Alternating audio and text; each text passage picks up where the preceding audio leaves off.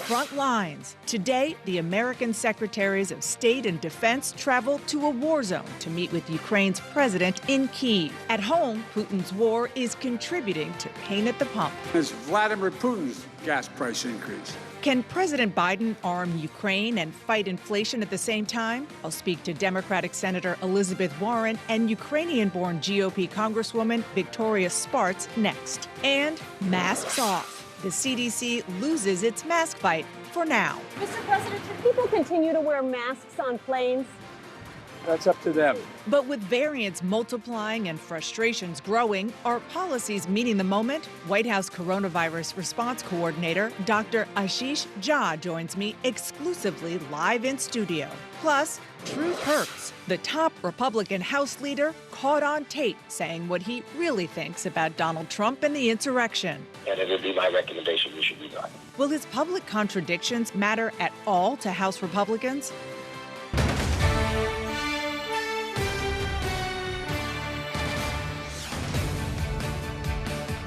Hello, I'm Dana Bash in Washington, where the State of our Union is turning its eyes towards Kyiv. Today, the U.S. Secretaries of State and Defense are outside the wire. That's according to Ukrainian President Volodymyr Zelensky. The pair are on a high-stakes diplomatic trip to meet with him in Kyiv. Zelensky caught the U.S. off guard Saturday when he announced the visit and warned that U.S. officials should not come, quote, with empty hands. On the battlefield, fighting is disrupting the Orthodox Easter holiday. In Odessa, a strategic port city, the mayor says Russian shelling killed at least 8 people, including a 3-month-old infant and her mother, as Russia reveals its goal in Ukraine is to take full control over southern Ukraine and the Donbas region. And 2 months in, the reverberations of Putin's war are contributing to an already difficult economic situation here in the U.S., where inflation is now above 8%.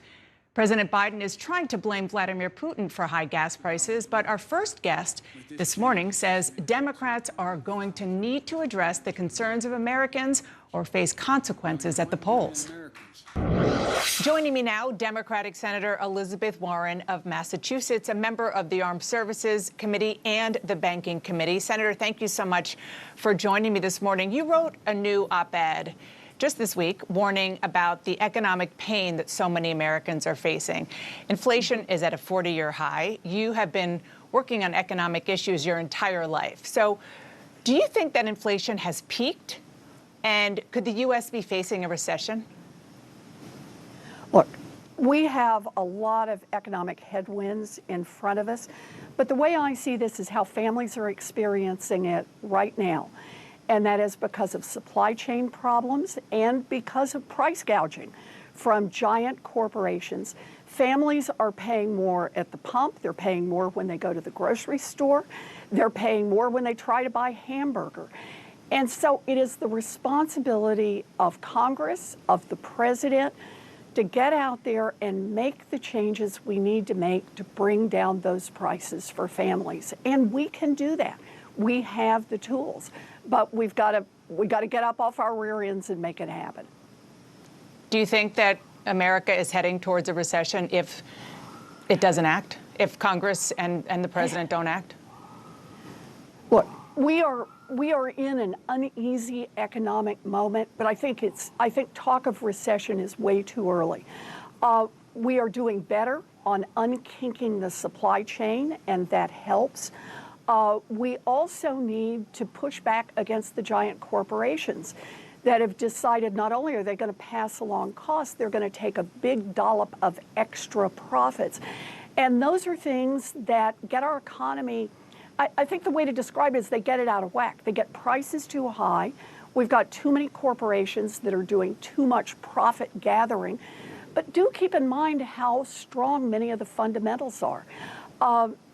The president has created 7.9 million new jobs in the first 14 months that he's been in office. Unemployment is low, and that is a very good sign. GDP is high. We're still seeing growth. So, sure, there's plenty to worry about. Obviously, Ukraine is another unknown in that. But I think that for me, it's less concern about recession over the long arc and more about the immediacy of what's happening to American families and what we in Congress, what our administration can do about it now. We do those things, you get the fundamentals back in line, and I feel better about where the economy goes. Well, you probably have seen some highly respected economists, from Larry Summers to Jason Furman, say that it is, in fact, what Congress did, the $1.9 trillion American Rescue Plan, that was too big and is now a contributing factor to inflation. I understand there are a lot of factors that contribute to inflation. Is this one of them?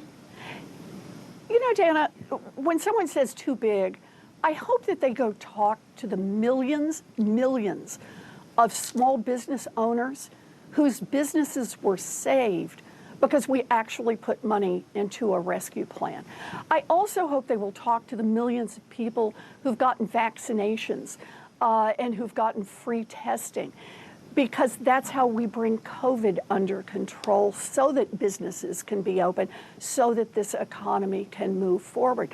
And talk to the millions of people who have jobs. Just over a year ago, the economists were predicting that we were going to be facing multiple years of high unemployment and low GDP. But because the Democrats acted, and let's be clear, the Democrats last spring had to act alone, couldn't pick up a single Republican vote. Because the Democrats acted, we have the basics, we have the fundamentals working in this economy. And you know, there's the difference. The Democrats are out there trying to do something. We're trying to save small businesses. We're trying to lower costs for the family who's standing there at the grocery checkout line and trying to figure out what to send back because they don't have enough money to cover. And what are the Republicans doing? They're saying, let's fight the culture wars. They have no ideas on the economy other than to impose pain on American families and small businesses. That's not an idea. What they want is they want power for themselves rather than to help the American people. You're talking about Republicans. Midterms are now less than 200 days away. I want to share part of President Biden's message to Democratic donors in Seattle just this week. He said, quote, "I admit to you what I haven't done. And the reason I'm getting out on the road instead of dealing with the day-to-day emergencies in my office is making the case of what we've done." Is touting accomplishments a winning strategy for Democrats in November? Look, I am very glad to talk about what we've done, obviously, and I think the president deserves real credit. But it's not enough. We've got less than 200 days until the election, and American families are hurting. Our job, while we are here in the majority, is to deliver on behalf of those families. And that means making government work for them. And there is so much that we can do, and so much, frankly, that is popular across the country among Democrats, Republicans, and independents. We can, for example, stop the price gouging. Let's authorize the FTC to investigate and prosecute on price gouging. That'll help bring down prices. Let's attack the corruption in Washington head on so that we're actually saying members of Congress can't trade in stocks. Let's cancel student loan debt. The president has the power to do that all by himself and would touch the lives of tens of millions of people across this country. There is so much we can do, and if we do it over the next 200 days, we're going to be in fine shape. This is what democracy is about. Take it to the people what we've done, but we need to get the work done. And if you don't, will you lose control of Congress? Yeah, I think we're going to be in real trouble. If we don't get up and deliver, then I believe that Democrats are going to lose. Democrats win when they when they work on behalf of working people. And we can't just rest on what we've already done. We need to be fighting going forward.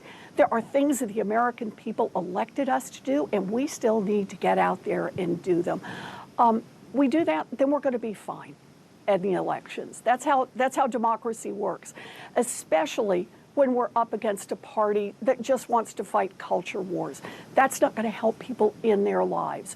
Our job as Democrats is to help hardworking Americans, and we can do that. We can make government work, not just for the billionaires, not just for the giant corporations. We can actually make it work for everyone. but we need to get up and do it. Senator, the Biden administration is reversing what's known as Title 42, a Trump-era rule, making it easier to turn away migrants at the border.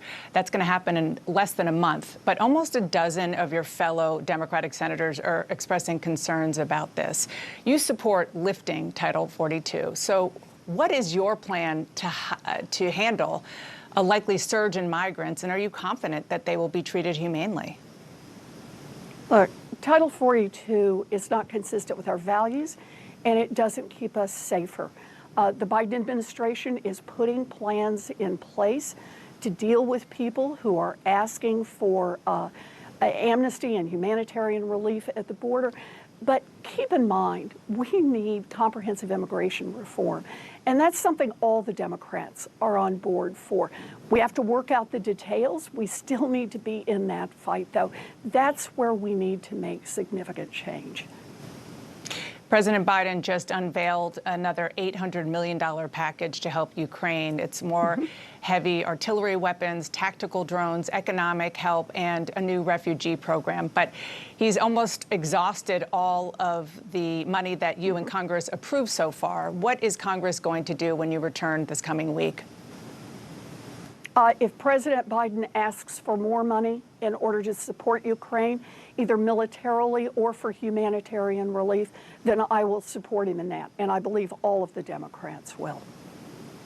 And before I let you go, I want to ask about something the New York Times reported this past week. They revealed new audio from House Minority Leader Kevin McCarthy from the days immediately following January 6th. Listen to what he said in two separate calls that, again, the New York Times reported. He told me he does have some responsibility for what happened, and he needs to acknowledge that. The only discussion I would have with him is that I think this will pass, and it would be my recommendation we should resign. You know, he's not saying that now. What's your reaction? Kevin McCarthy is a liar and a traitor. This is outrageous. And that is really the illness that pervades the Republican leadership right now, that they say one thing to the American public and something else in private. They understand that it is wrong what happened, an attempt to overthrow our government, and that the Republicans instead want to continue to try to figure out how to make 2020 election different instead of spending their energy on how it is that we go forward in order to build an economy, in order to make this country work better for the people who sent us to Washington. Shame on Kevin McCarthy. Senator Elizabeth Warren, thank you so much for joining me this morning. You bet. Good to see you. Up next, the first ever Ukrainian-born lawmaker elected to the U.S. Congress joins us exclusively from Kyiv in the very middle of a personal trip. And ahead, there are tapes. Will Kevin McCarthy's private words cost him his dream job? It's likely really dependent on a man named Donald Trump and his temper.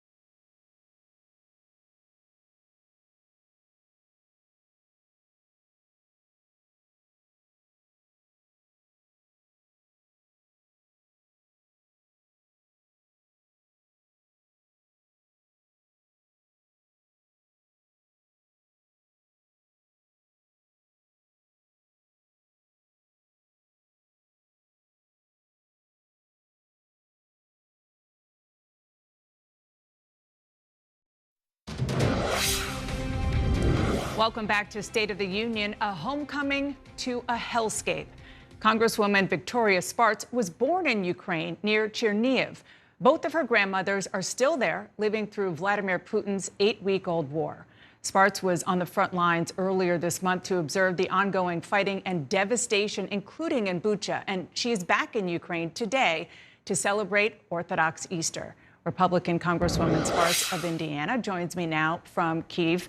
Thank you so much for joining me. Happy Easter to you. First, what's it like to be back there? It should be a celebration with your family, and instead, you see your country of birth under assault.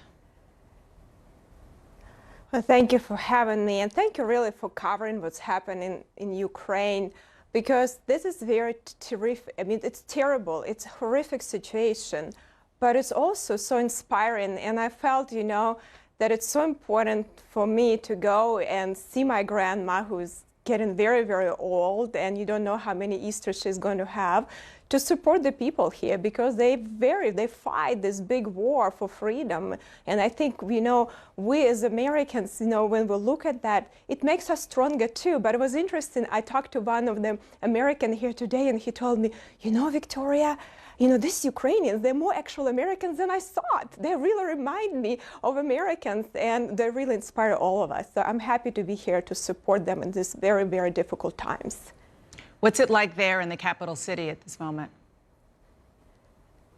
Well, I think, I actually met with the head of Ukrainian church, and people, even they go through troubles, but they try to celebrate it. They also had today, they brought the fire from Jerusalem to go around the country and bring this Holy Spirit of Jerusalem. And I happened to be there when it was crossing the border. So they actually let me greet it with one of the priests, and that was really amazing experience for me. And I think that's a God's blessing for this country, because God supports people that, fight for good, and people that really fight the evil, and these people do fight the evil. Wow, that sounds incredibly powerful.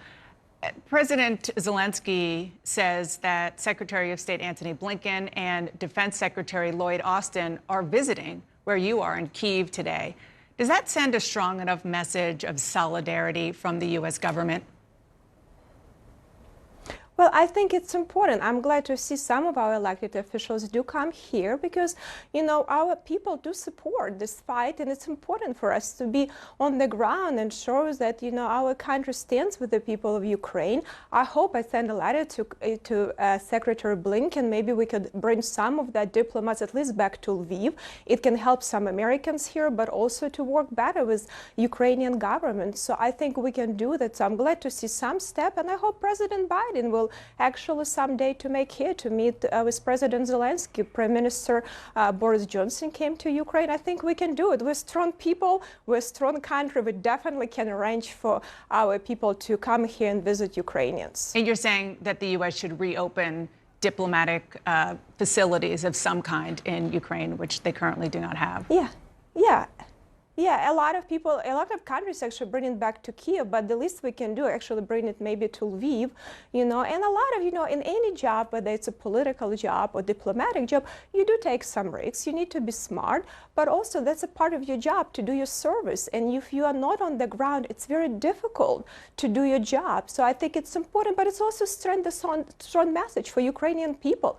They're fighting a big war, and, they're fighting for freedoms and for all of us. And it's important for them to see that supported actually, and it makes them stronger, and they're going to win it. But the visuals of that support and Americans being here, it will be very, very important for them. President Biden just unveiled another $800 million a package of that size, and it includes more heavy artillery weapons, tactical drones, and also additional economic support. Are you satisfied that the Biden administration is doing enough? And if not, how much more money should Congress approve to help? Well, I think, I'm glad to see in the recent few weeks that we can actually start doing more serious support, because they really need it. To tell you the truth, when we approved last package, I would probably flip. Instead of giving, $3.5 billion to military aid and $10 billion to humanitarian aid that I haven't even seen it, or actually giving money to organizations like UN, never to be seen anywhere, not really doing the job that they should be doing. We actually need to put more pressure, for them to enforce humanitarian corridors, to do more functions for them to, negotiate peace, but I haven't seen them, or do even humanitarian missions. Nothing is happening here. So I think, they do need more security assistance, but we also need to ask some questions. What's happened with another $10 billion that we provided? Because I haven't seen it on the ground anywhere at all. And these people are suffering, and this humanitarian crisis are going to be very, very significant. And not just here, but it's going to destabilize the whole world with everything that's happening in the ports and everywhere else. So it's a very serious situation here. Congresswoman, we've been talking about protecting democracy abroad where you are in Ukraine, but I do want to ask about a different kind of threat to democracy here in the U.S. An audio copy of a call that Kevin McCarthy had with some of his colleagues was obtained by the New York Times, where he shared some strong feelings about President Trump about what happened on January 6th. This call happened just days after the attack. Take a listen. The only discussion I would have with him is that I think this will pass, and it would be my recommendation we should be done. He went on to say in another call that he, quote, had it with this guy. He's your leader of your Republican caucus. What's your reaction? Well, I think, we'll have a lot of politics, and I think, election going to come, and we'll do all these different debates, but I'll be honest with you, Dana, we need to really deal with serious issue right now. We have war in Europe, we have serious situation on the border, and it's going to turn in catastrophe, and this is if we lift Title 42. Let's work at serious issues. I know there is a lot of politics, a lot of drama, and I'll tell you one thing, our Republican Party is a very diverse party, and we have a diverse opinion, which is good. We don't have a top-down approach, so we have to have debates about issues and ideas. I think it's healthy. So I think, let's sort it out politics, but I really want us to figure out how we can find some common ground to work on issues, and even maybe on bipartisan basis, because we do have serious issues. And that's absolutely true, but one thing that's not a policy debate is the question of telling the truth, and it doesn't seem that he did. Does that bother you, particularly on something as grave and as important as what happened on January 6th? Well, I think they need to explain. I don't know. I don't know the preview of their personal conversation. Who said what? I think, Leader McCarthy and President Trump, they need to do explanation of what's happening and explain what's happening. I wasn't there. I didn't hear it. There is a lot of things people try to spin. So I'm not going to be commenting, but I think they should discuss what's happening and send, and explain what it was and why it is. But ultimately, people have different opinions. People change views. That's okay. That's a part of political process, to communicate and have different views and learn about the issues and maybe change sometimes opinions and have debate and deliberation. That's very healthy. So it's not necessarily people maybe not tell the truth, but people can change an opinion based on learning about circumstances. So I wasn't there, but I tell you one thing, that I was very surprised. I was in the chamber on January 6th, that after we had breakthrough in the chambers, that it took us almost an hour before Nancy Pelosi stopped the session. That was surprising for me because it posed a lot of risk for the members inside and for also our Capitol Police, and we never got an answer to that question. So hopefully someday we will. Before I let you go, Congresswoman, we talked at the beginning about your grandmothers. They are still there in Ukraine. You were able to attend Easter services with one of them earlier this morning. There's a photo of both of you. She's 88 years old. The other is 95. They've both lived through so much. They've lived through the horrors of Hitler and Stalin, and now Putin. You must be incredibly worried about their safety. Well, I do, and and I honestly, they're really in shock. They couldn't believe after everything that Ukraine went through, Stalin, World War II, almost most of my family was killed. My grandma that I met today with, her father, her mother, everyone was shot because they were helping to lead partisan movement. Her father, and really Ukrainians, paid for so much blood, to win that war. So for her, it's like unbelievable. But I'm more worried about these young kids that now getting shelled and killed and raped. They're raping teenage girls. The atrocities that happen in this country, even some men that talk to him, they start crying. I mean, this is so bad. You know, I mean, this is something that's unbelievable, and world has to help Ukraine to win this war, bring the peace back to Europe, and bring the international order back. That's a responsibility for us, and we need to put more pressure on Russia. Thank you for sharing that, and thank you so much for joining me this morning, and happy Easter to you. Thank you. Thank you very much. The U.S. arrives at another coronavirus crossroads. Are mask mandates on planes gone for good? And do you need a fourth shot? We are going to ask the new doctor in charge of the Biden White House COVID response. Stay with us.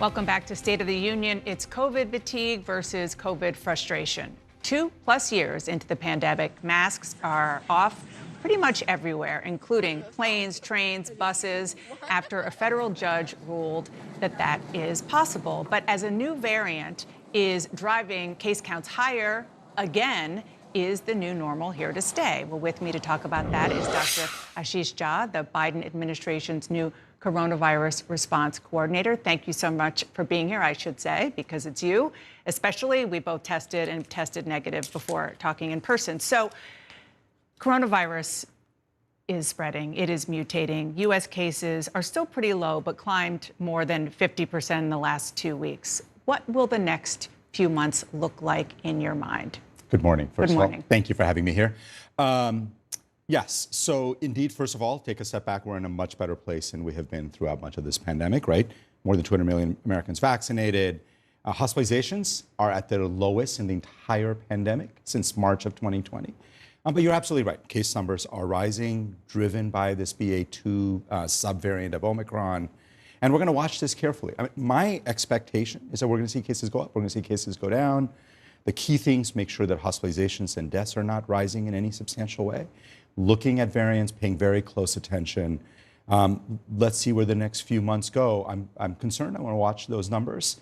But at this point, I remain confident that we're going to get through this without disruption. We were talking before the show about this figure, 50% increase in the last 2 weeks, and about how that last year would have made everybody go back inside. But it is a different world now. And there are questions still that a lot of people have about what do you do with information like that case counts are rising?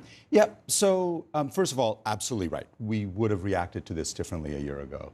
Cases are still important. Infections are still important. We want to keep those infection numbers low. But they mean something different now than they did a year ago, right? They mean something different because people are vaccinated and boosted. They mean something different because we have a lot more therapeutics available.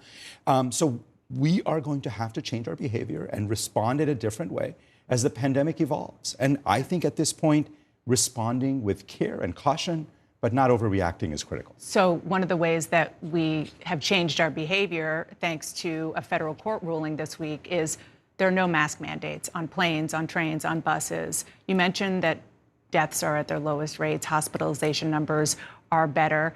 Most airlines and many transportation systems did follow suit and lift their mandates. So take aside the legal dispute right now.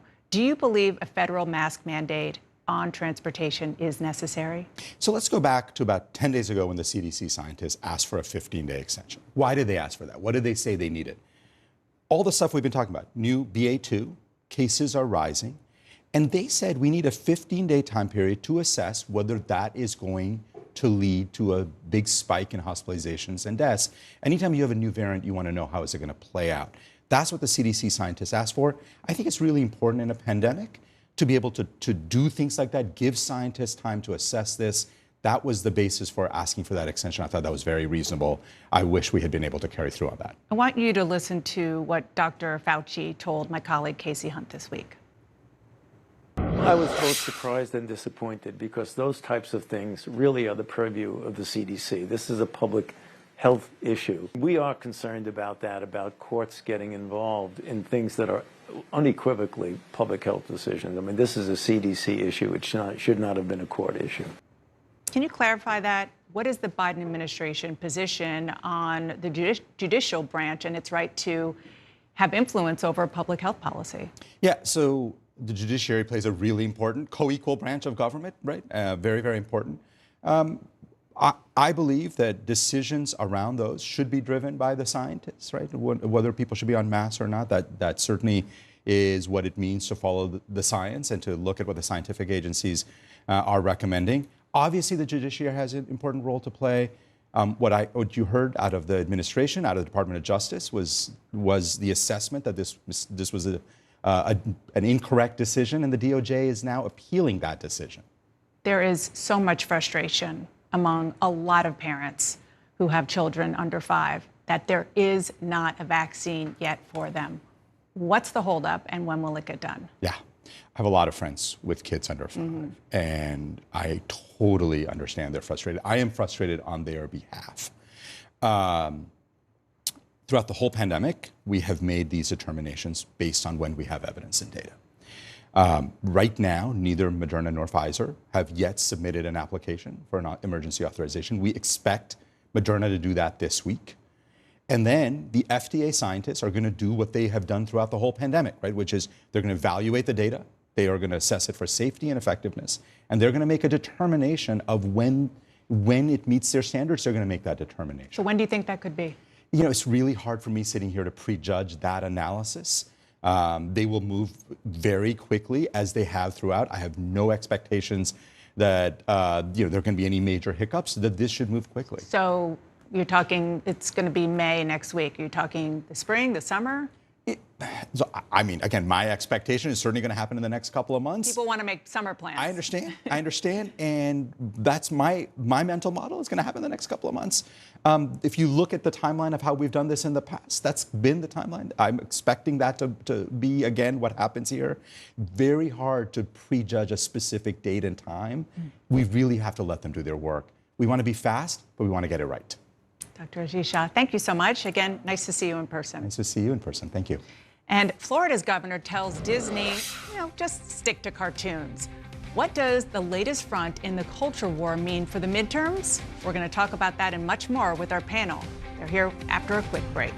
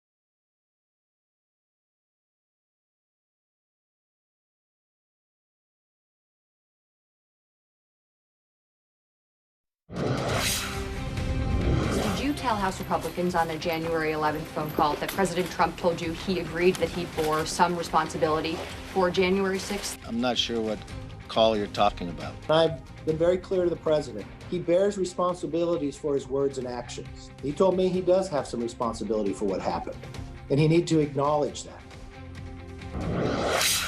Welcome back to State of the Union. We're here with our panel. Scott Jennings, I'm going to put this to you. You heard the contradiction there. What are the implications?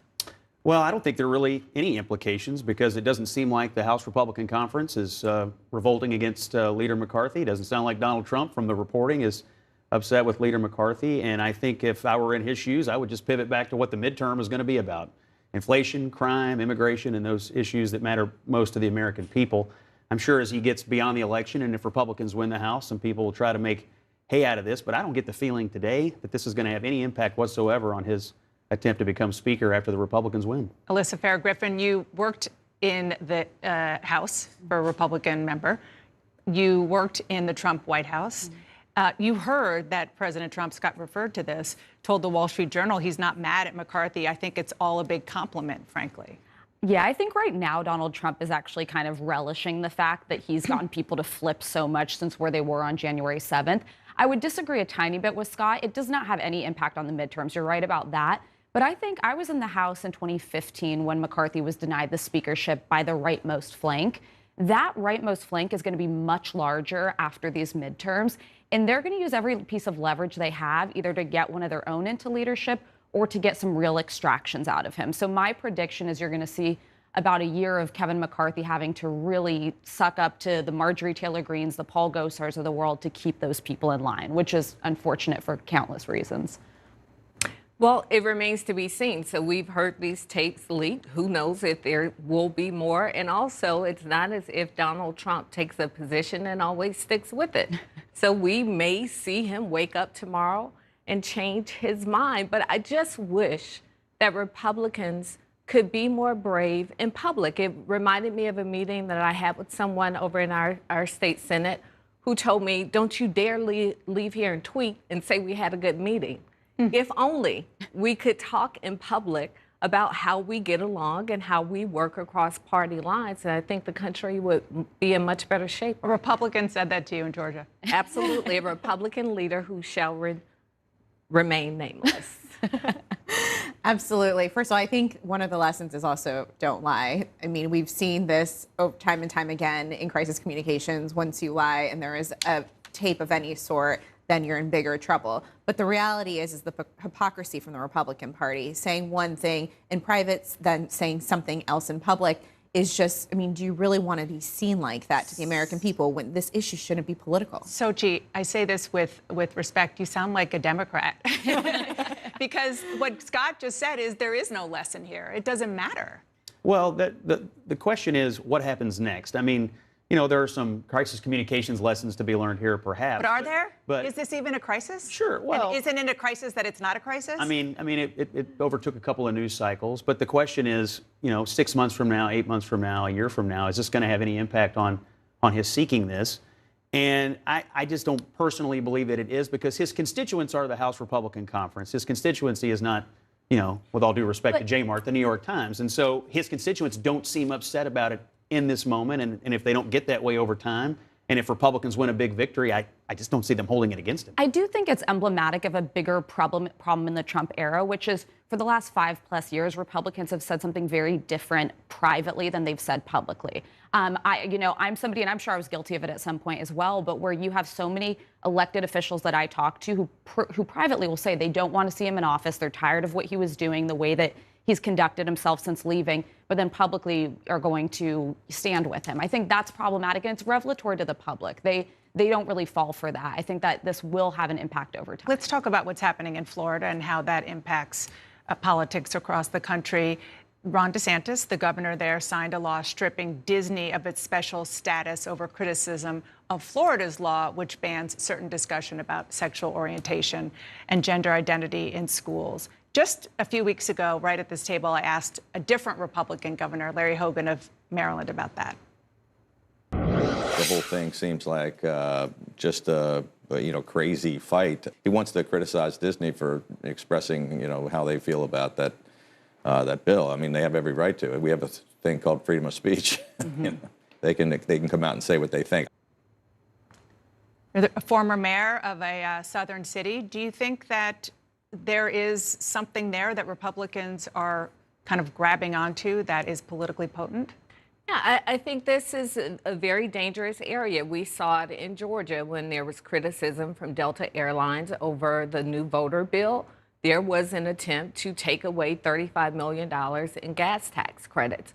Now, the difference, Disney World can't just pick up and leave Florida, but when you target corporations who have choices, they can move their headquarters anywhere in the world, then I think that it is a very dangerous path for the Republican Party, especially the party that claims to be pro-business. And you are stifling the ability of people to express an opinion. And what we see happening in Florida is the first, I'm sure, of many steps, as we've seen in Georgia, and we are seeing it across the country. A Democratic Michigan state senator went viral this week for forcefully pushing back against these Republican efforts. Listen to this. The very notion that learning about slavery or redlining or systemic racism somehow means that children are being taught to feel bad or hate themselves because they are white is absolute nonsense. We cannot let hateful people tell you otherwise, to scapegoat and deflect from the fact that they are not doing anything to fix the real issues. Is that how Democrats should react across the board? Well, I think that Democrats should call out the fact that Republicans continue to focus on culture wars instead of, for example, fighting the pandemic, fighting Russian aggression, ensuring that we are doing everything we can to bring down costs. If Republicans want to make this an election about culture wars, then they're going to lose the midterms. One thing that Republicans should look at is the Democratic playbook after we lost everything in 2016. Democrats weren't out there fighting culture wars. Democrats were out there running on health care. They were running on issues to make people's lives better. That's how we won the House, the Senate, and the White House. And if Republicans don't do that, then they're not going to win. Republicans are really unhappy with some of these corporations in Georgia and Florida and elsewhere who wade into these issues with aggressive stupidity, and that they CEOs of these companies who call up like Ron DeSantis, like the CEO of Disney did, and haven't read the law. They buy into the narrative about a law, just like Delta and Coca-Cola and MLB, whoever bought into the narrative about the Georgia voting law. But they didn't bother to listen to their people or whoever about what's actually in the law. And so I'm of two minds. I'm a little nervous about conservatives using government to punish people, but at the other end of it, I think somebody needs to be taught a lesson here, because what they portrayed the Florida law as was not what at all it really does. And the CEO of Disney kicked open the saloon door here and started shooting from the hip, and he winged the bartender and the piano player without realizing where he was. And Ron DeSantis, the sheriff, came in and said, "Not in my town." I'm sympathetic. But you don't think there should be criticism of a voter law that says you can't hand out water in 90-degree weather when people are standing in line to vote in Georgia? It is easier to vote in Georgia than it is in Delaware, than it is in New York, than it is in all these other states. The way the voter law was portrayed in Georgia by the media, the way this so-called "Don't Say Gay" bill was portrayed in Florida was a complete lie. It was a farce. It was a narrative. And these CEOs got into a situation that then got out of their control, and I would think they would use this as a learning experience. But I will say, I think it's the wrong focus for Republicans. The culture wars are undoubtedly very animating for a certain segment of the base. But we have inflation to run on, high fuel prices under President Biden, an economic struggle that the entire country is feeling. That's where we should be focused. That brings out the broadest swath. But if you're Ron DeSantis, where he's an expert, this man has all the right enemies. And I don't know if it's by luck or smarts, but it doesn't matter, because he has picked all the right enemies, and this is the right enemy for him. But we're going to have to leave it there. We have a lot more to talk about. We'll get back next week. Up next, the man who took on Vladimir Putin and lived. Stay with us.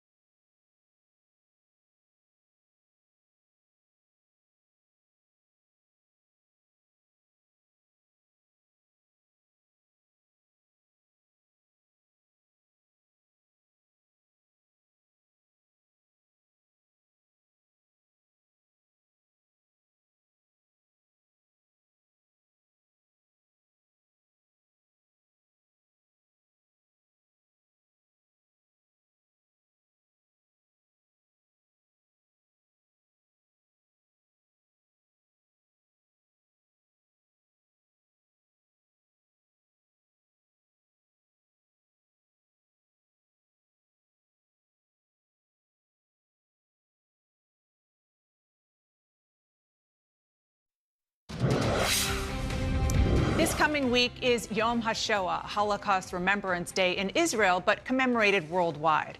A musical now on stage in New York is all about that, remembering, or in this case, teaching about a very famous group of comedians and singers you've never heard of thanks to the Nazis. The story's relevance today is chilling. These 6 brilliantly talented young men not only found musical harmony, but they found personal harmony. Even in their relationships, a Jewish fella marries a Gentile woman, a Gentile member of the group marries a Jewish woman. It was harmonious in every way, standing in stark contrast to what was happening in the world around them.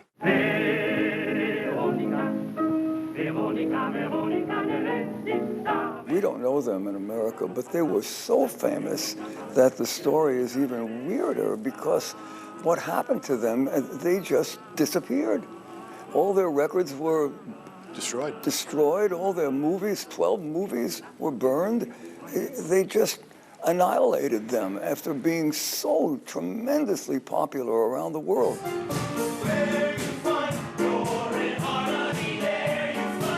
Harmony's relevance now is chilling. With war raging in Ukraine, innocent lives disrupted by hate. Doing this musical now, with everything going on, not just in the world, but with anti-Semitism on the rise. Unprecedented new levels of anti-Semitism, yeah. I think one of the many joys about doing this show now is that it seems to be resonating more than ever. And that's remarkable that after everything we've been through, that it's landing at this time. But it sounds very current. It sounds very current.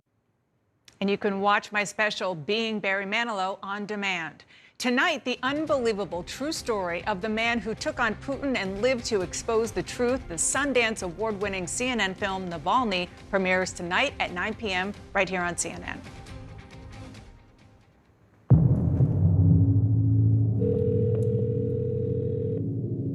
Алло. Владимир Александрович, это Навальный Алексей вас беспокоит. Хотел узнать, зачем вы хотели меня убить.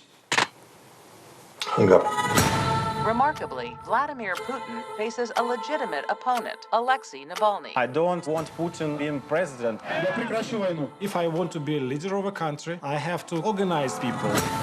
The Kremlin hates Navalny so much that they refuse to say his name. Passengers heard Navalny cry out in agony. Come on, poisoned? Seriously? We are creating a coalition to fight this regime. If you are killed, what message do you leave behind to the Russian people? It's very simple. Never give up. Navalny, tonight at 9 on CNN.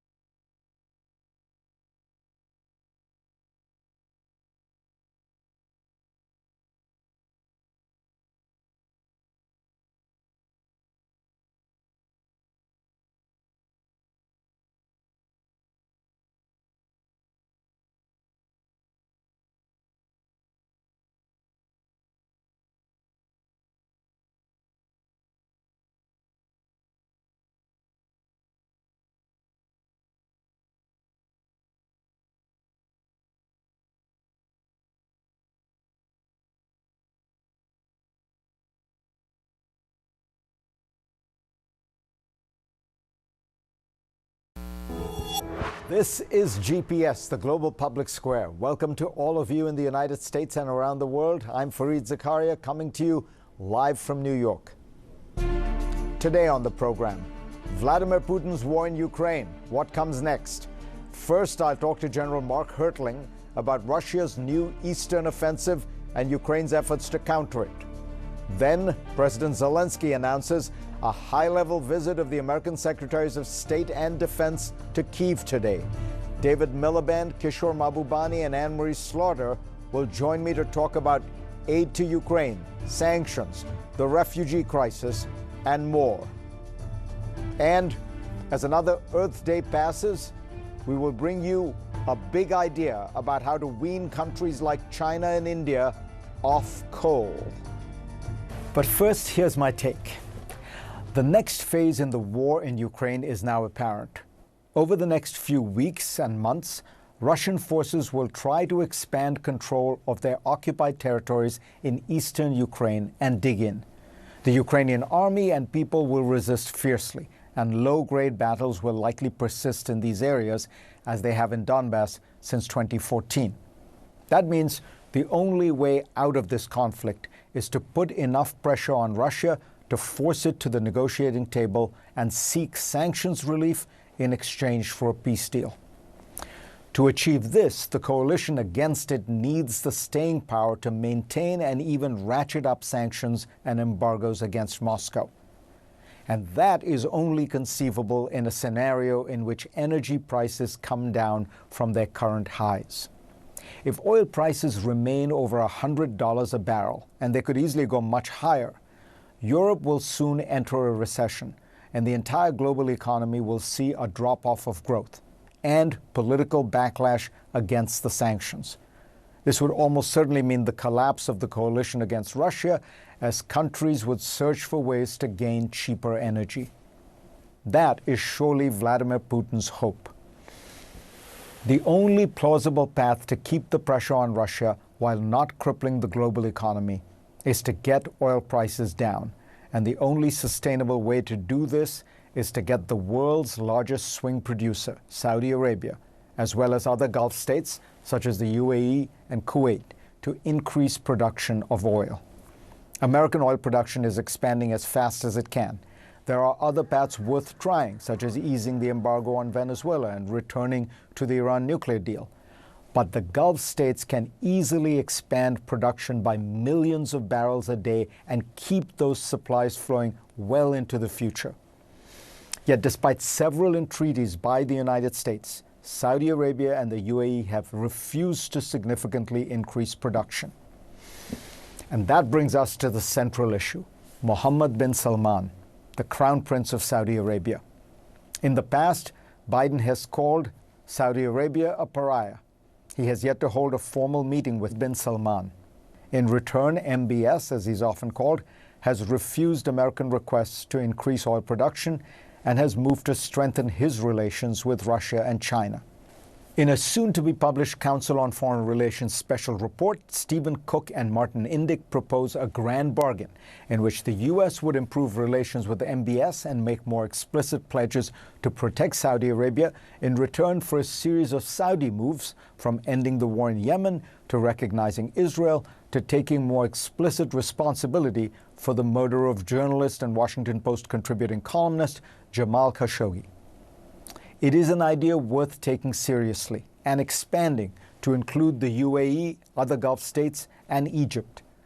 Despite their surface disagreements with Washington, all these countries want more solid American guarantees regarding their security in an increasingly unstable Middle East. The Saudis were distressed that after the 2019 drone attacks on their oil facilities by Iranian-backed Houthis in Yemen, the Trump administration did practically nothing to retaliate. The UAE faced a similar attack in January and was likewise distressed that the Biden administration was not more active in responding. There is a way for Washington to forge a new security umbrella in the region that includes Israel, Egypt, and the Gulf states. It would stabilize the security environment, foreclose the prospects of a nuclear arms race in the region, and provide access to energy for the industrialized world. But that path would have to include making up with Mohammed bin Salman. I don't make this argument lightly. Jamal Khashoggi was my friend. In fact, when I visited Saudi Arabia in 2004, he was my companion and guide. I miss him dearly even now. But the fact of the matter is, MBS is likely to rule Saudi Arabia for the next 50 years. He is an absolute ruler like all his predecessors, but within the country, he is viewed as a modernizer and is extremely popular with Saudi youth for curtailing the power of the religious police, opening up the country to entertainment and tourism, and giving women greater freedoms. Most of those who advocate continuing the ostracism of MBS do not explain when or how it will ever end, leaving U.S.-Saudi relations in a permanently frozen, dysfunctional state. International relations are often about choosing strategy over ideology. During the Cold War, Washington made common cause with Mao's China, among many unsavory regimes, to put pressure on the Soviet Union. If Washington wants to prevail in this new Cold War with Russia, it needs to be similarly strategic in its outlook. Go to cnn.com/Fareed for a link to my Washington Post column this week. And let's get started.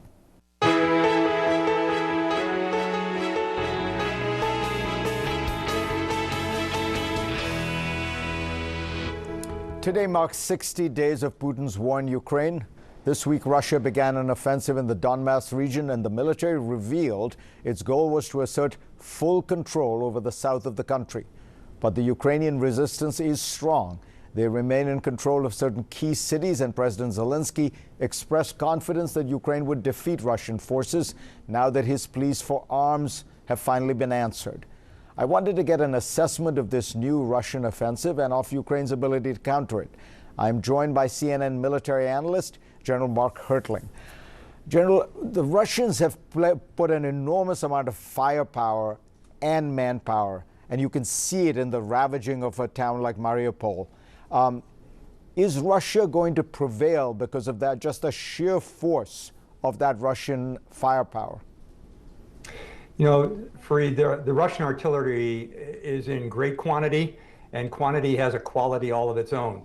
But I believe, based on what they're attempting to do in this new phase of the operation, that Ukraine is prepared to conduct counter-artillery fires, as well as to maneuver forces to counter any activity along three very distinct axes of advance that Russia has actually compressed their operations into.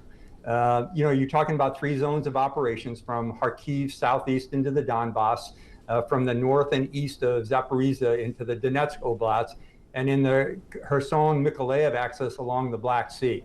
The Russians are attempting to tie down the reserves of the joint force along these several axes.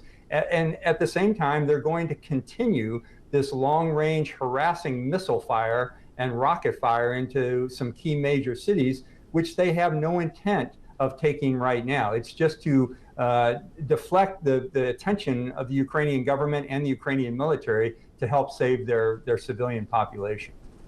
How should we think about Mariupol, which seems to be, I mean, the city seems completely destroyed. What is the, you know, can Ukraine hold out? Well, they've done an unbelievable job in terms of the forces that are in the city holding out against three different axes of advance by Russian forces. It has been, from a military perspective, from my observations, a phenomenal siege operations by the Russians, but they have failed just because of the will of the Ukrainian fighters that are inside that plant. Those fighters, those Ukrainians, have held up a large amount of Russian forces in an area that both sides need. That town of Mariupol, that once very large port city, has roads, railroads, and in fact rivers going in different directions, and it's a key logistics hub. And as we get into this phase of the fight, logistics will be the most important aspect of this attrition warfare. Mark, you told me privately that there was a distinction between Ukrainian effort to defeat the Russian army versus destroy the Russian army. We have about a minute. Can you just briefly explain that vital distinction? Yeah, both of those terms have doctrinal definitions in the military, Fareed. Defeat means that defeat takes away the ability of a force to continue their operations. They can no longer either supply themselves, man their force, move and fire. Destroy means that they can no longer contribute to any kind of fight, even from a stationary position, that the force is so depleted and destroyed that it no longer poses a threat to their enemy. So those are the things I'll be looking for. And we saw a defeat of the Russian forces in the northern sector.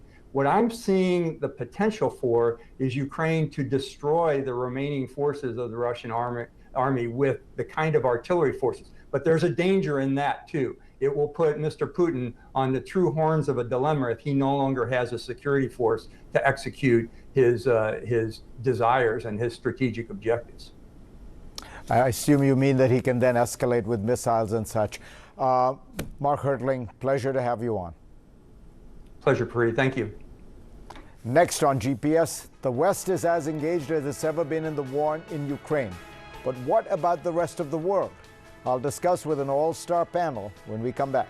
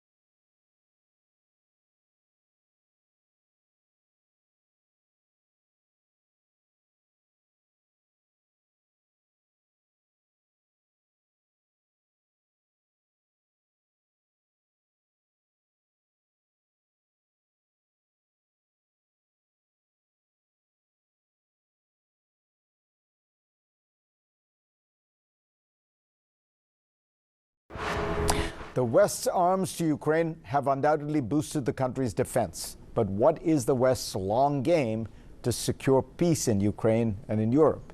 What should it be? Joining me now, David Miliband, President and CEO of the International Rescue Committee, former Foreign Minister of Britain, Anne-Marie Slaughter, the CEO of New America, and Kishore Mahbubani, a distinguished fellow at the National University of Singapore and longtime former diplomat. Anne-Marie, what should the West's long game be here? So the first part of that game has to be simply to stop the fighting. We're going to see the complete destruction of eastern and southern Ukraine. And if you look at what happened after 2014, when they took over part of eastern Ukraine and Crimea, it can just go forever fighting. So we have to stop the fighting. Second, however, we actually need a geopolitical configuration that is not Russia and China, Europe and the United States, and the rest of the world. And if you look at what happened with the human rights vote, you saw India, Brazil, Mexico, South Africa, Egypt, Indonesia, all abstained. That is not a good geopolitical configuration. So the United States actually wants not to isolate Russia and push it closer to China for the long term. And then longest of all, the United States needs to think about what is a European security architecture that makes Europe actually whole and free and safe. I don't think we get there with Putin in power, but Putin's not going to be in power forever, and we actually have to think about the next couple of decades where we can protect Ukraine, but Russia is once again integrated into Europe. But he's in his late 60s. David Miliband, he's not going anywhere anytime soon, and he's not giving up, it seems like, anytime soon. Yeah, I think there's one overriding question, which is whether or not the dispensation after 2014, with Crimea under effective Russian control, Donbass, etc., whether that holds, whether Russia succeeds in claiming more territory in the east and south, or whether it's pushed back. Now, in thinking about that, there's a couple of important things.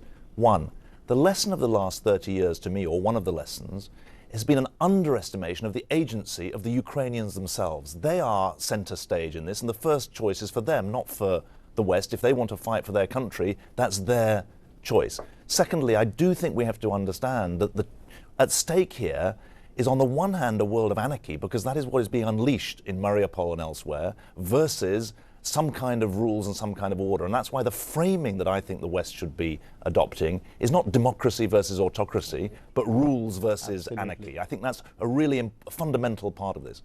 Thirdly, I think Anne-Marie is absolutely right to herald or to point out that while the West is more united than it was before, the world is equally divided, and the votes that she's referred to at the UN should be a fundamental concern. I'm sure Kishore will come in on this, but from my point of view, the strategy has to be about more than a Europe hold and free. It has to be about a world that has some rules to govern the way in which it's run.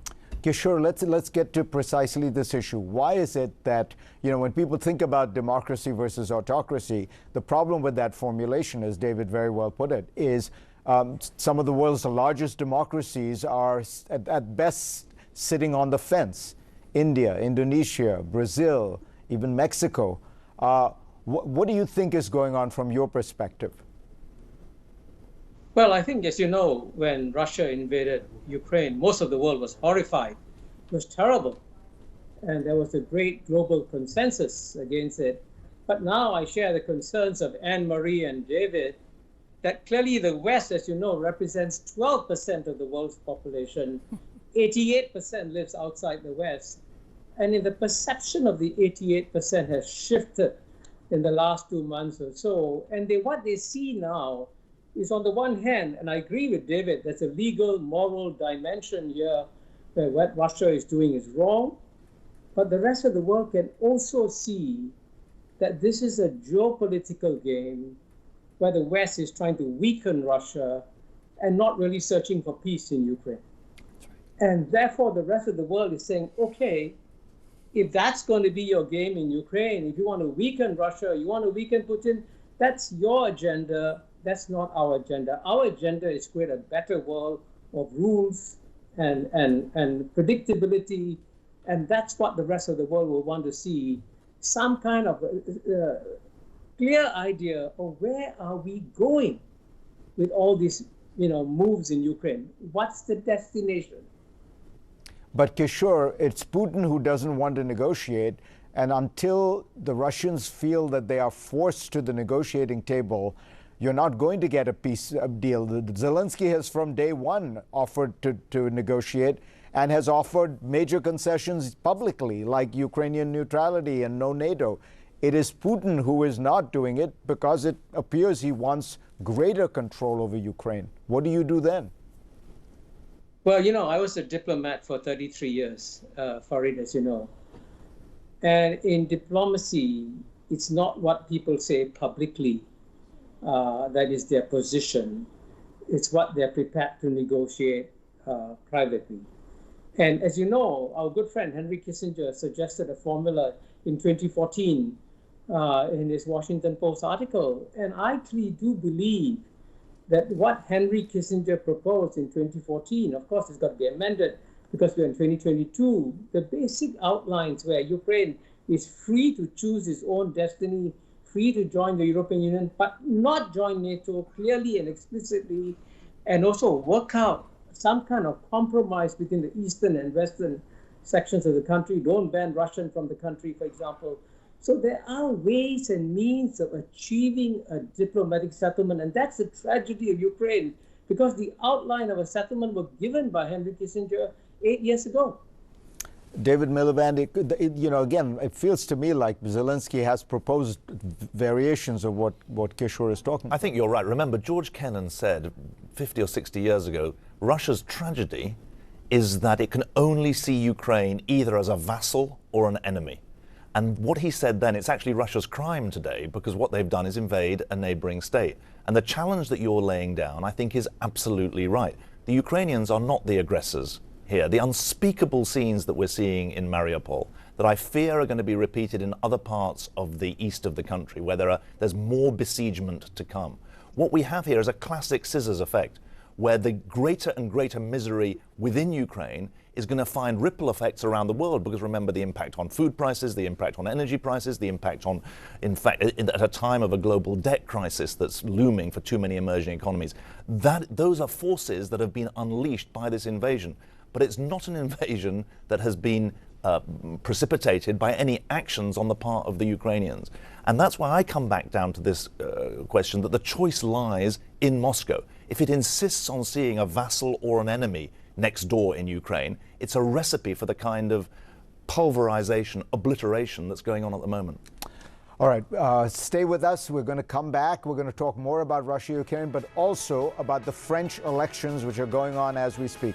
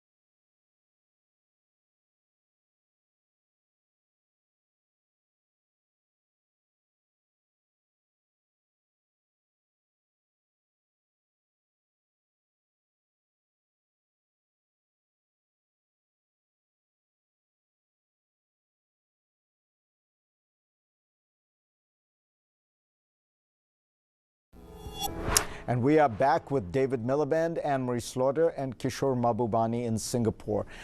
Anne-Marie, the point David was making about the agency of the Ukrainian people, they have a voice, they have a vote. Well, now you have the Swedes and the Finns saying they want to be part of NATO. Not for sure, but they seem to be moving along that track. What should NATO do in that circumstance? NATO should take its time, above all. There's a real opportunity here to think much more creatively about European security architectures and Western security architectures that do not simply expand NATO ever further to the Russian border, which honestly, it's not at all clear that NATO will accept, that the American people will accept. But more importantly, you could have the United States, Canada, Germany, Britain, with a guarantee, a security guarantee for Finland and Sweden, for really the Nordics. You can think about a security architecture that works, but that then allows, again, over the course of decades, for a far more flexible set of European security architectures that eventually would include Russia. Russia is part of Europe, right? Russia is part of Europe. If you think about Western literature, music, art, math, all of that, that is the Russian people. And we're not going to have security in this century, nor are we going to be able to work on the global problems that menace all of us, unless we can at least imagine a security architecture that includes Russia. This moment of possible expansion of NATO should be a trigger for rethinking, not for simply mindlessly expanding.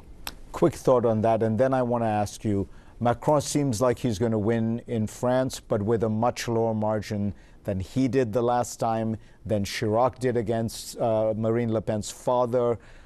You know, how troubled are you by the rise of this far-right populism in France? So look, if you're a Swede or a Finn, you don't want creativity at the moment, you want security, because you've seen what's happened to the neighbours. And I think that is a really fundamental point, that if they qualify, then they should be admitted, because it's a security pact that will benefit from their commitment. And it's a defensive alliance, NATO, not an offensive alliance. And whenever people talk about NATO, quote unquote, enlargement, I always remind them, these are countries opting to join in because of what they fear from the East. On the French point, the significance of the election isn't just that Mrs. Le Pen doesn't win, if indeed that's the way things come out. The Macron government has actually, on economic terms, been a successful government, but you're right to draw attention to this rising tide that's gone from 2% to 7% to 17%, now query to 35 or 40% on the far right. My own view, though, is that President Macron is not going to be twiddling his thumbs for the next 5 years. He's going to be an activist president who sees the historic significance of this moment. I think he will bolster the German commitment that was made in February to rethink its international posture. And I also think he'll understand that Europe has to think in different ways about its global engagement, not just China, but the world on a much wider scale. Africa significantly important for him, Middle East too, and I think that's very, very important, and I think could herald some really innovative policy making of the kind that Anne-Marie has talked about. Kishore, one of the big questions a lot of people have is, what is China's role here? China 10 years ago seemed like a country that wanted to be a kind of equal partner with the United States in co-managing the world. People talked about a G2, wanted to be much bigger at the UN and all that kind of thing. Right now, it feels in a much more defensive posture, strongly aligning itself with Russia, which really has become a kind of rogue state.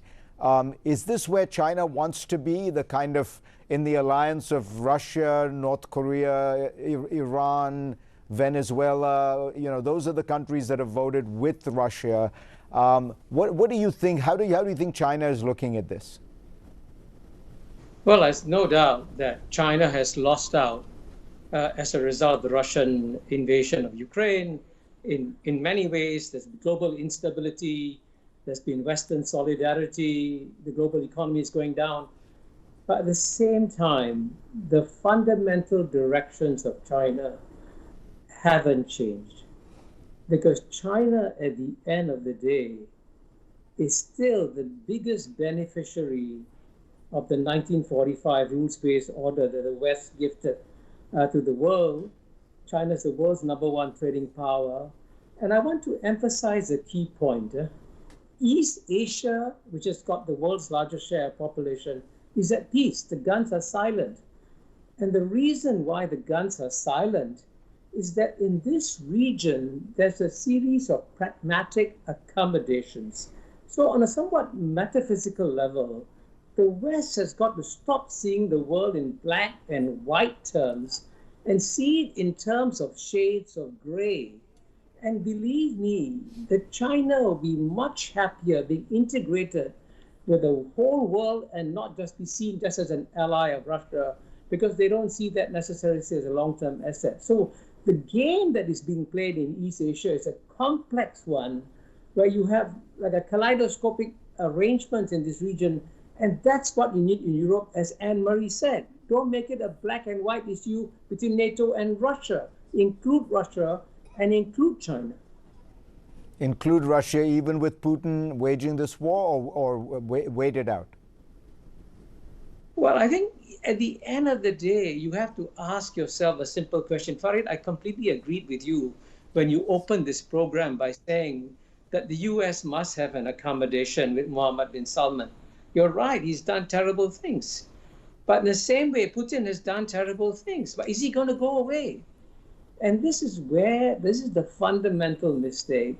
You know, when you saw Modi embracing Putin, that was a signal that India thinks that Putin is here to stay. So we have to live with the world that we have, which is imperfect, which is difficult, which is hard to manage, but it's better to manage it than to try and stereotype it in black and white divisions. On that philosophical note, Kishore Mahbubani, David Miliband, Anne-Marie Slaughter, thank you so much. If you want to understand more about Putin and his government from a particular point of view, watch a new documentary premiering on CNN tonight. The Sundance Award-winning CNN film Navalny follows the Russian opposition leader Alexei Navalny through his political rise, attempted assassination, the investigation into his poisoning. Navalny airs tonight at 9 p.m. Eastern on CNN. When we come back, from the crisis in Ukraine to a crisis around the globe, climate change on this Earth Day weekend, we will talk to a man with a big idea to bring clean energy to 1 billion people when we come back.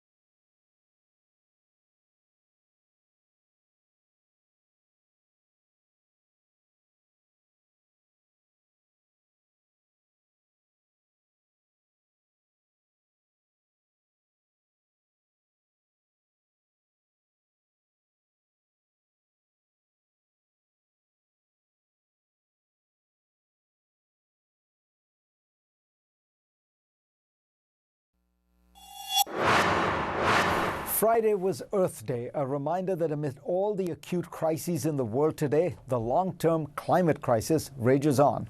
Earth's leaders made some progress at last year's COP26 climate conference, but the finger was pointed at India and China for watering down the final agreement.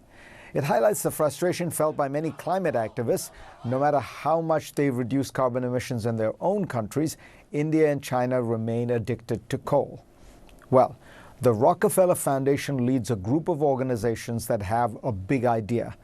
They aim to raise $100 billion in public and private funds to bring renewable power to some 1 billion people and avoid sending 4 billion tons of greenhouse gas emissions into the atmosphere. I spoke to Raj Shah about this. He is the president of the Rockefeller Foundation and the former head of the U.S. Agency for International Development. Welcome, Raj. Thanks, Fareed. So first, let me put this in perspective. It would be fair to say that the Rockefeller Foundation is famous for igniting the green revolution around the world, which created agricultural productivity that allowed countries like India to feed itself, in fact, become a food exporter. Is this on the scale of that kind of effort? This is absolutely on that scale. And this is perhaps a bigger challenge. You know, today, in order for us to defeat climate change, we have to approach this problem in a way that includes everybody. And nearly 3 billion people on this planet only consume less than 1,000 kilowatt hours per year of energy and electricity. That's 1/12 of what a typical American would consume. So they're going to consume more energy over time. And the question is it going to be more coal, or is it going to be renewable electrification and new energy technologies that can protect our planet and help those important families and communities lift themselves up? And we're advocating for the latter. So tell us, what is, you know, with the Green Revolution, there was all this new technology that was used. What is the technology at the core of your bet? What is it that makes you think you can provide that much energy, that much power, that much electricity to those many people?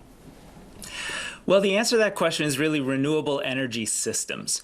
We've seen over the last decade, as Rockefeller has been pioneering this work to reach lower income communities with, say, solar mini grids, we've seen the cost of power go down significantly. Photovoltaics have gone down 90%. Energy storage is down more than 80%.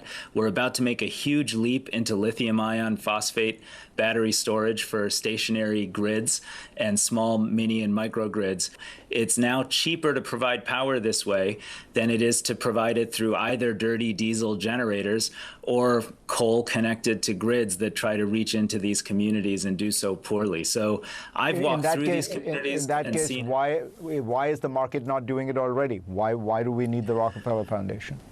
Well, most government utilities look at providing power to rural communities in particular as just a traditional loss maker. You know, to them, it's you build a big coal plant near a city, connected to a grid. The extra cost of connecting grid connections out to rural communities, to villages, to small towns and cities in those settings is expensive. And then the power that they deliver on it is erratic, and their systems are not very good for doing that. These new systems are loaded with technology. In addition to photovoltaics and battery storage, they also use remote artificial intelligence-based energy management systems.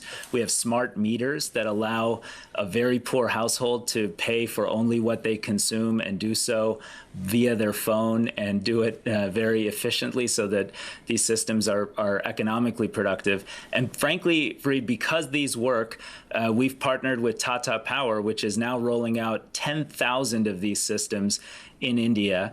We'll get the cost down to under 15 cents a kilowatt hour, at which point it beats every alternative source of energy, and will help 25 million people not just move out of poverty, but do it on a green development path that's safe for our planet and for their local communities.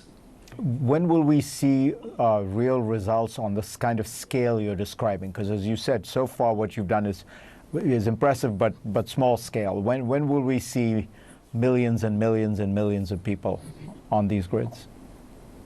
Well, you're absolutely right. First, I'd say we've already reached about 1 million customers, 550,000 in India alone. And what we see from those customers is not just that they pay their bills and they use power and electricity. We see that they move themselves up the economic ladder. They might buy an electric sewing machine and start a small business, or they might be an agricultural producer who then uses a rice hulling machine to, improve their economics of their own business and lift their families up. That trend is taking off all over the world, and we believe that we will hit the targets we defined at the COP of reaching 1 billion people within a decade with renewable energy, so that they're no longer underserved and they're finally connected to the economic ladder of globalization, and they can lift up themselves and their communities out of poverty. Raj Shah, this is a terrific, ambitious project, and we wish you well. Thank you. Thank you, Fareed. Next on GPS, it has come as no surprise that Western countries have condemned Russia's aggression and sent supplies to bolster Ukraine's resistance. But did you know that Russia's closest allies have been surprisingly wary of signing on to Vladimir Putin's war? Why? That story after the break.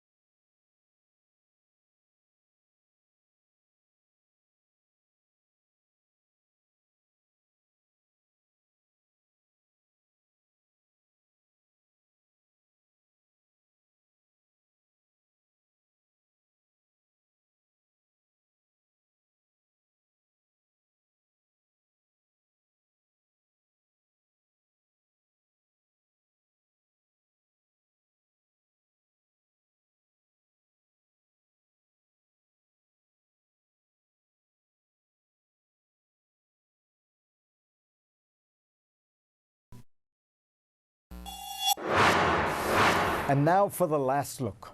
For all of Putin's outlandish claims of wanting to denazify Ukraine, his real aims have been evident from the start, turning the country into a puppet state and restoring some of the lost glory of the Soviet Empire. But this war has shown how little Moscow has actually gotten from cultivating its own sphere of influence since the Soviet Union collapsed. After the Cold War, most of the former communist states in Europe took a fiercely anti-Russian stance and joined NATO or the European Union. Other countries, in Central Asia, for example, stayed in Moscow's orbit. In 1992, they formed the Collective Security Treaty Organization, or CSTO, Russia's counterpart to NATO. Current members are Armenia, Belarus, Kazakhstan, Kyrgyzstan, and Tajikistan. In 2014, all those nations except Tajikistan joined Putin's answer to the European Union, the Eurasian Economic Union. These countries all trade heavily with Russia and host Russian bases or military facilities. In January, facing anti-government unrest, Kazakhstan's ruler called in CSTO troops. The mostly Russian forces helped restore order. In 2020, Armenia fought a bloody war with Azerbaijan. Russia brokered a truce and dispatched Russian soldiers to keep the peace. Yet despite these many connections, during Russia's war in Ukraine, it has gotten almost nothing from Armenia, Kazakhstan, Kyrgyzstan, and Tajikistan. None have contributed troops or supplies. According to NBC, Kazakhstan refused a Russian request for troops, though Kazakhstan denies a request was ever made. Whatever the case, it's all a remarkable contrast to the immense help Ukraine has gotten from countries it has no formal alliance with.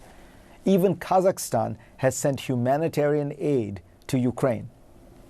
Of course, these Central Asian countries are small and couldn't offer much material support to Russia anyway, but you would expect them to stand with Moscow in the court of international opinion. Instead, as The Economist points out, they have generally maintained neutrality. They've made carefully worded statements or stayed silent. None have recognized the breakaway republics in Donbass. They all abstained in the main UN votes condemning Russian aggression, though most of them did vote to keep Russia in the UN Human Rights Council. Belarus is the one country that has given Russia major assistance. The two nations enjoy a special relationship, having agreed in 1999 to form a so-called union state. In 2020, when massive protests threatened to topple Belarusian dictator Alexander Lukashenko, Putin came to his rescue with financing and the promise of troops.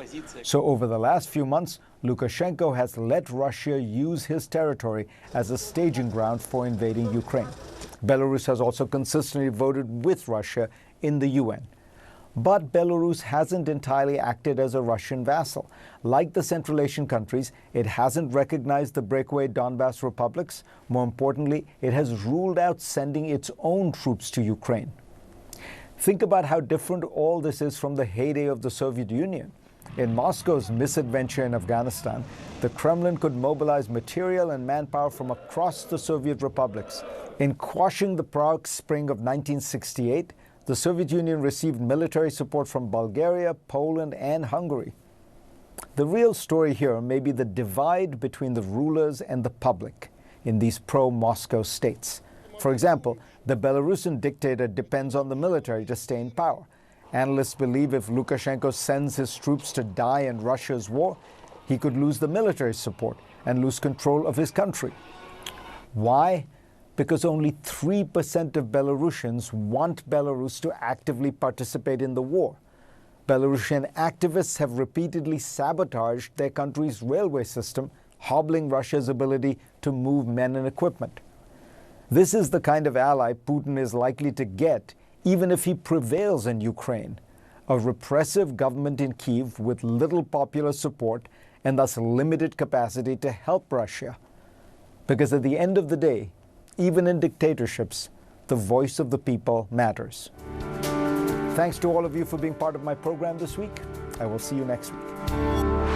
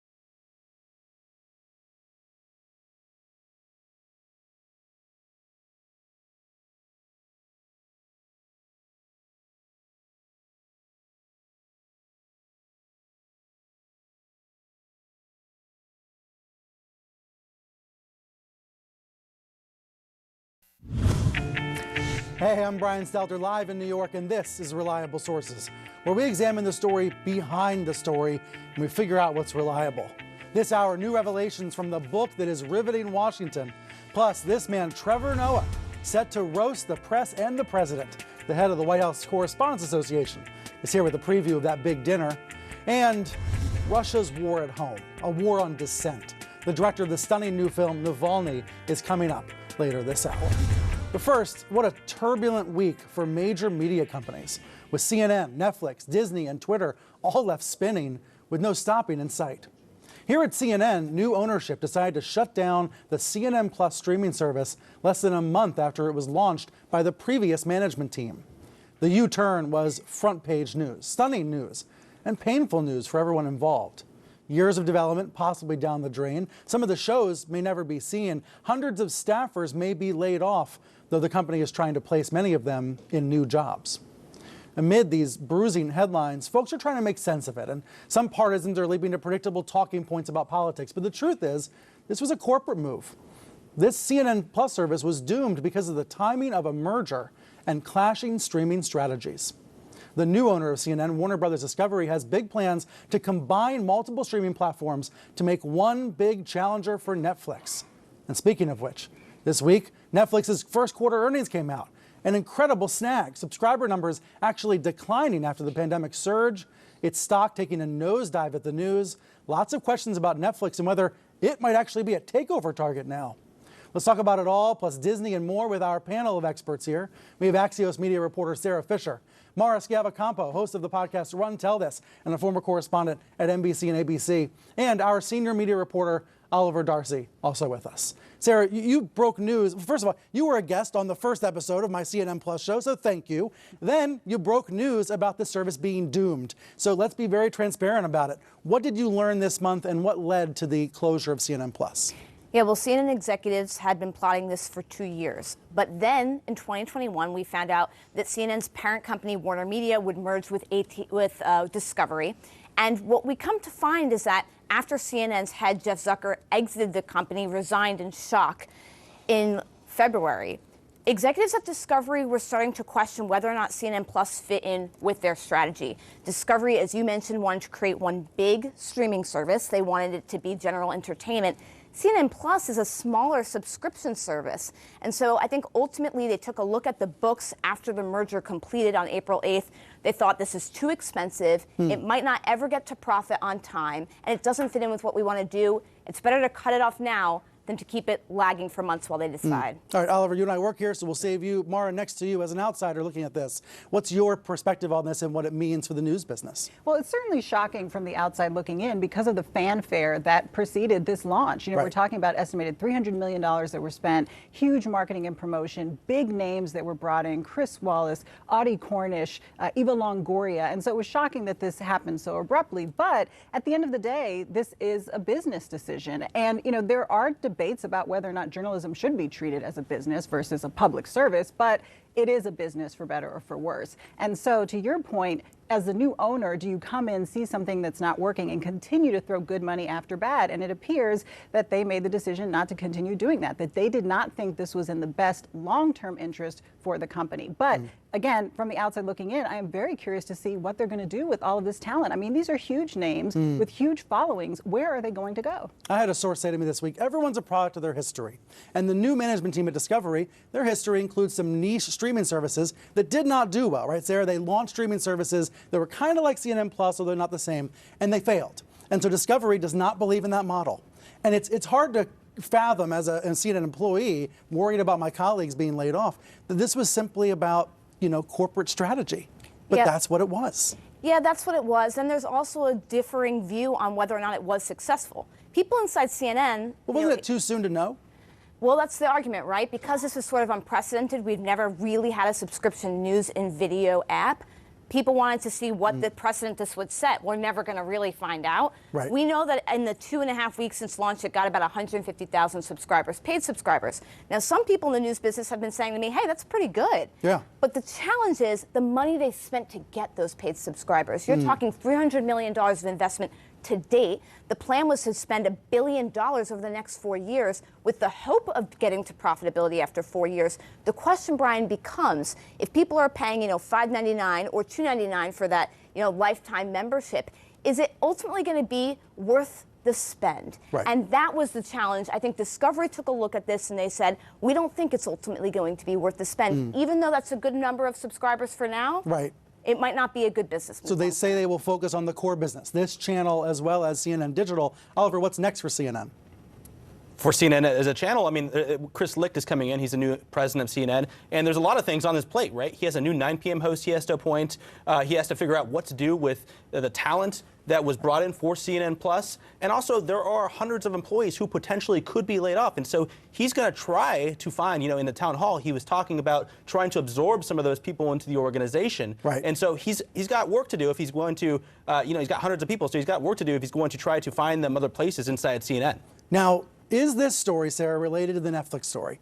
Because it's a coincidence that CNN Plus was shut down on the same week that Netflix had that horrible earnings report. But is there a similarity in the story about the streaming competition? Yes, definitely. During the pandemic, there was a huge boom in subscription streaming.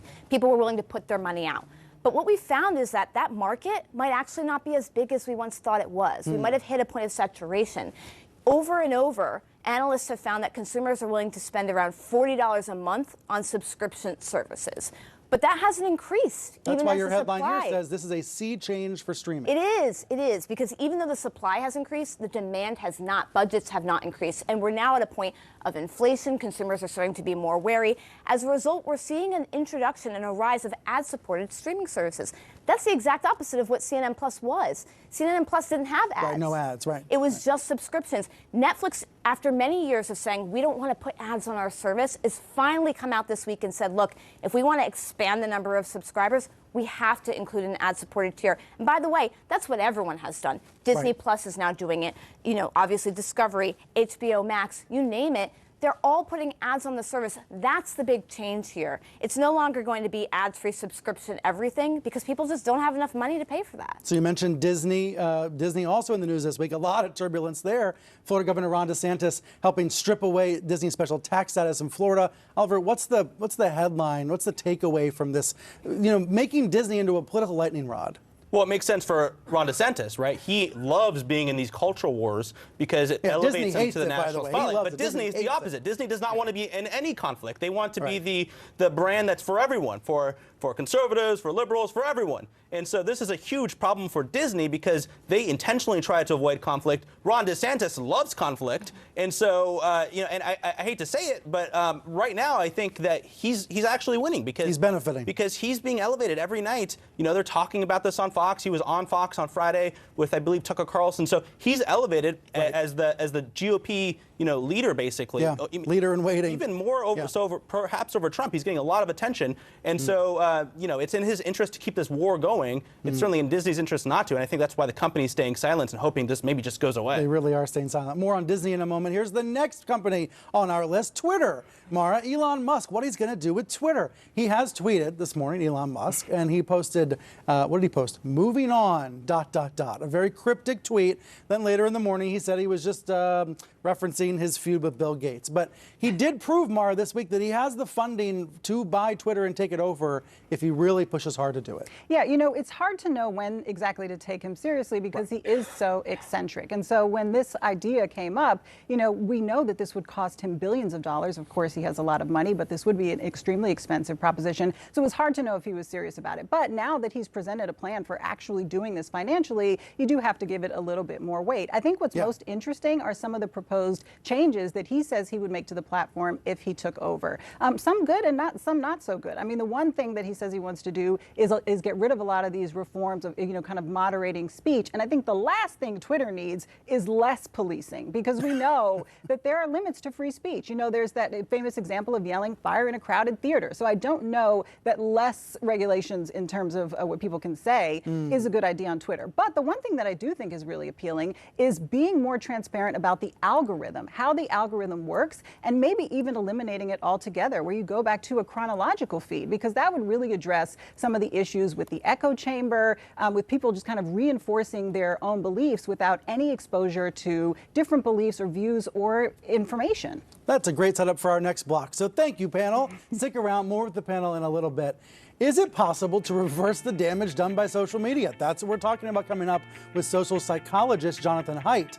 Plus, a reporting controversy that consumed Twitter this week. It involved Tucker Carlson, libs of TikTok, and a Washington Post expose. The reporter, Taylor Lorenz, is next.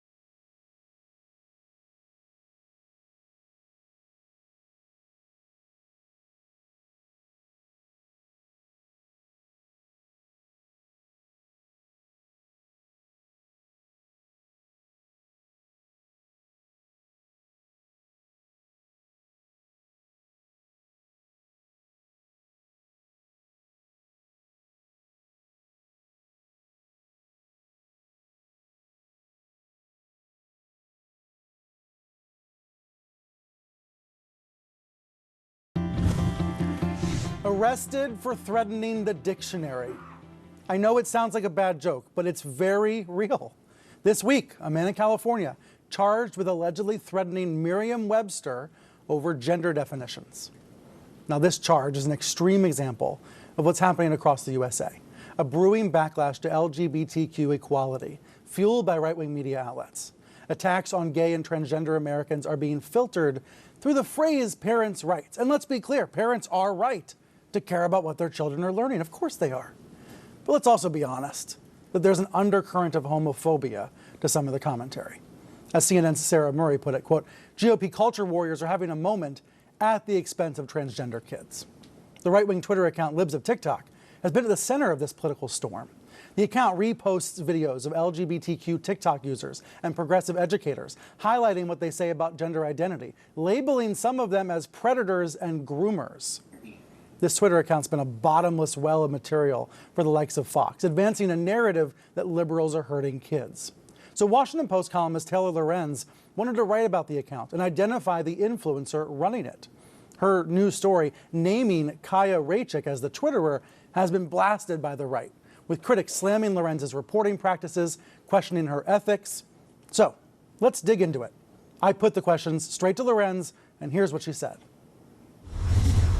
Yeah, well, Libs of TikTok has been on my radar for a minute. I remember when Joe Rogan started promoting it last August. So I started following the account and looking into it, and I noticed that it was just gaining more and more traction. Like more and more high-profile people were retweeting it, engaging with it. And then earlier this year, when all of this groomer discourse really took hold, I started really, I was like, I got to find out who's behind this account and like what the deal is with this account, because it was this thing where like the account would post a video, and within 24 hours, sometimes it would be on Fox News or it would be written up in the whole right-wing media. And it was just this like feeding ground.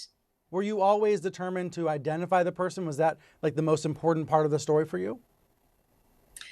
It wasn't well, I would say it was equally important with describing the power that this account has. I think it's rare to see an account gain so much prominence so quickly and be shaping these narratives in such an effective way, especially against trans people. My story was kind of long, but I really wanted to make the case like why this account mattered. And I think it's incredibly important, as someone that covers the influencer industry, to know who is exerting influence in this way. I mean, for all we knew, this could have been a foreign actor, right? Or someone we just didn't know. And so I thought, hey, look, this account has massive power, massive influence. This woman is basically on an entire right-wing media tour. She gave interviews to the New York Post, Tucker, all of that, and registered as a media company, registered a trademark. So yeah, I thought it was quite important and in the public interest to find out who was running it. So there are several arguments against your article. One is that this person's identity was simply not newsworthy. That it doesn't matter who this anonymous conservative woman is, and that you naming her is targeting her, trying to hurt her. What do you say to those folks? Well, first of all, this woman is targeting LGBTQ folks. I mean, she brags about getting multiple teachers fired. The entire goal of the account is to direct hate to trans and LGBTQ people. She said that she doesn't believe gay people who come out should be allowed to teach children. She attacked the Trevor Project, calling it a groomer organization. So I don't know what she's talking about in that sense. But when you say it exists to attack LGBTQ, there are a lot of conservative parents, or just a lot of parents in the United States, that are worried about what their kids are learning. So you say it's all about an attack? Wait, Brian. Well, I mean, I think you can have concern about what your children are learning in school and not follow an LGBTQ hate account. That's the whole goal is to get trans and LGBTQ people sort of excluded from public life and drive these very harmful narratives around trans people. I mean, those are two very, very, very, very different things, right? She's also talked about mobilizing her base to run for local school boards and is collecting email lists, which 100% are going to be used for political purposes. So This is a political force. This is an influential media force. The idea that this woman is not newsworthy is quite nonsense. You know what I mean? I cover influencers for a living, and I'm telling you, this woman is more influential than a lot of people that I cover. So it's very important. The right will make those arguments because they don't want scrutiny. You think that's a very blunt statement for a Washington Post reporter to make. They just don't want scrutiny. They just don't want people. Yeah, they don't. I think powerful people do not want scrutiny. They want to be able to discredit the media so that they can operate with impunity. And, you know, case in point, this woman deleted thousands of tweets the day that my article came out because she realized that she was going to be under, increased scrutiny, and that she could get that people were really going to start looking at her account. I think that's a good thing. I think we should scrutinize anyone that has power in this country, anyone that's influencing politics and legislation and public sentiment in the media. Those figures are important to look at. Hey, I appreciate that you're willing to talk about this and you're willing to take on the scrutiny as someone covering this. So here's the next one. The conservative supporters of this account said you were doxing the person. You're doxing them. So can you tell us how you actually define doxing and the difference between doxing and real reporting? Yeah, of course. Well, the word doxing has been so devalued, and it just kind of is a buzzword now in the right-wing media. Doxing means revealing highly personal, non-public information with the goal of harassment or sort of destroying someone's life.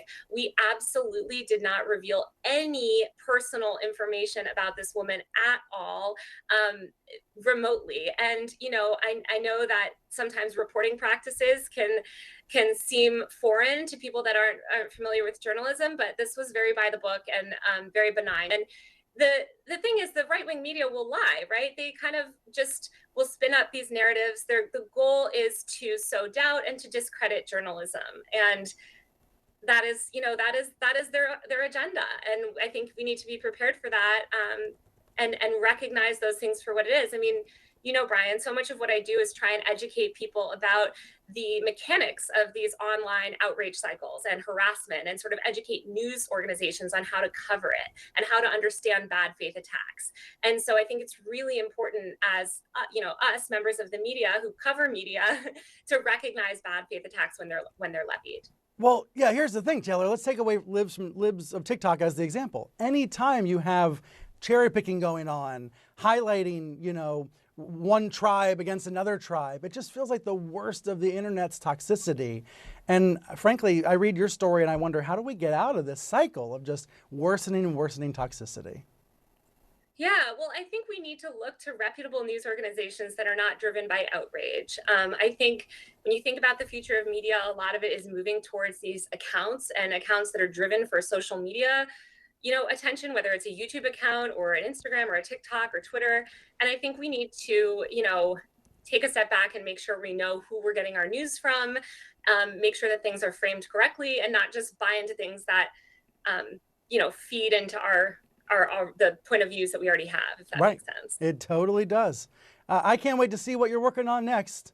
It seems like every story you write gets a lot of attention.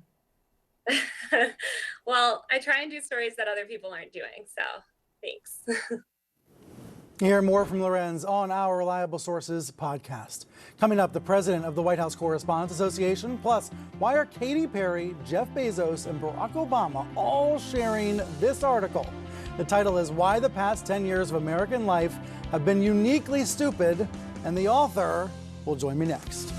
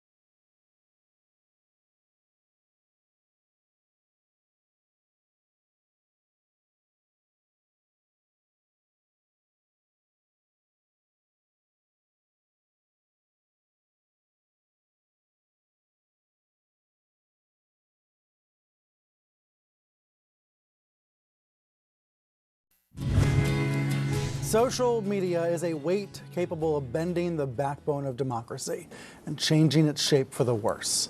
Former President Barack Obama spoke about this subject at Stanford earlier in the week. He called out tech companies for enabling disinformation and threatening democracy.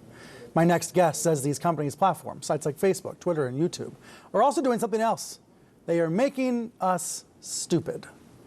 The author is Jonathan Haidt, social psychologist at New York University's Stern School of Business, and he's here to make us smarter. John, you've been working on basically this essay, this book for years. You've been compiling research from various directions. Tell us why all of the work you were doing, thinking about how American life has changed, why did it lead back to social media? So it seemed to me as a college professor, I've been a professor since 1995. I love being a professor. I love universities. And it seemed as though around 2014, 2015, something changed in the basic fabric of our world. Things got really weird. Students were behaving strangely. We thought it was just something that was happening on campus, but it turned out 2015 to 2016, this sort of madness spread to our politics on the left and on the right. And there was a sense that just something had changed. And many people were saying it was social media. What I tried to do in this essay is say exactly what it is. It's not that we're getting stupid as individuals, we're not. It's that social media allows people to intimidate others, to make them afraid of public consequences for any word they say, and that makes groups and institutions stupid because people stop dissenting, questioning, challenging. You refer to social media as just throwing darts. Can you explain what you mean by that?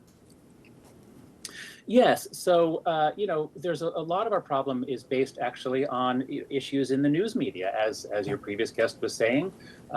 There's changes to the news media in the 1990s with cable TV, and particularly Fox News and others, made the spread of information and false and exaggerated stories more common, as was common in most of the history of journalism, going back to the founding fathers. But something really changed when social media connected people in ways that wasn't just about spreading information. It was about threatening others. There are death threats, there are rape threats, but those are extremely powerful when people get them. But there's the ordinary texture of daily life changed when any word you say, even in a classroom, even in a staff meeting, any word you say can be taken out of context, put online.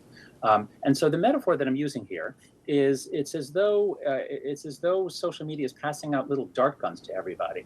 And most people don't want to shoot anybody. But there are some people who love it, and that changes the behavior of everyone else. Right, and they end up winning, yes. I was looking at reactions to your article, everyone from Katy Perry to Barack Obama tweeting it, sharing it. Here's a Fox Sports executive, Michael Mulvihill, who said, this era of social media, we're going to look back, he says, it's like the automotive era before seatbelts and airbags. The damage we've accepted will appear gruesome in hindsight. Do you agree? Is that where we are as a world? Oh, yeah. That is such an understatement. It's not just that we failed to put on guardrails. No, because look, a metaphor for what's happened to us is this. Imagine that in the 1990s, someone offered us, back when we used to pay for long distance charges on our telephone, someone said, hey, you can have free video calling anywhere in the world unlimited. Great. We'd say, that's amazing. And we all start doing it. But then it turns out, a few years later, everything we're doing is actually carried out in the middle of the Roman Colosseum. And the stands are full of people cheering for blood. Now, this is going to change the way we talk to each other. And that's what I say has happened. We don't have authentic conversations. We perform at each other for the followers, the comments, the likes. This is a huge distortion of human relationships, of human nature. And this is what's made everything so ugly so fast. Many people remember the early days of the internet. It was kind of nice. It was amazing, this feeling of discovery. And now it's horrible. The counter-argument is that there were fewer people online back then. Facebook's parent Meta responded to your article. Congrats. They said, in part, more and more research discredits the idea that social media algorithms create an echo chamber that causes polarization and political upheavals. Your response? Yeah. Oh, sure. So first, their main response was, well, Haidt says that it's all us, but it's not all us. Mainstream media is worse. Cable TV is worse. That's their main response, is that it's not just us, it's others. Their second response is the standard thing you do when if you have a consumer product and you say, well, our air conditioning is 50% better than their air. Like, you go feature by feature. It is true that there is some research debunking the idea that it's all about echo chambers. Sure, they're right about that. But I've collected, if listeners go to thecoddling.com, You click on my page for better social media. I have links to a Google document that I created with Chris Bale, a researcher and a specialist in this area. Yeah. There are hundreds of studies on 7 different questions, and the research is complicated, but the general tenor, the general finding of the research is that it's harmful to many aspects of democracy. And they just pick 2 or 3 studies and say, well, here's a study that acquits us. Right. So your article's in May's issue of The Atlantic. You admit at the end, this is a bleak story you're telling. When I mentioned you were going to be on the program, a viewer named Ken emailed and said, please have the professor give us some hope. So do you have any for us? Yes, I do. I was so bleak and depressed and pessimistic when I was writing this because the trends are really, really bad. But here's what gives me hope. After I published the article, everybody loves it. No one's attacking me. No one's angry at me because the middle 80% of the country is totally exhausted. What's called the exhausted majority in one of the studies that I cite is totally exhausted. People are rising up. Our democracy has to be run by the middle 80%, not by the far right, the far left, trolls, and Russian intelligence agents. We've got to take our voice back, and that means treating others better, and it means spending a lot less time online. Don't produce the content that the companies need in order to make you the product to bring other people on to watch ads. That's right. We are the producers, unless we stop. Jonathan Haidt, thank you so much. The article's in the May issue of The Atlantic and online at theatlantic.com. Up next, 2 reporters catching Kevin McCarthy in a lie. But will there be a political price at all? The panel is back, maybe with answers.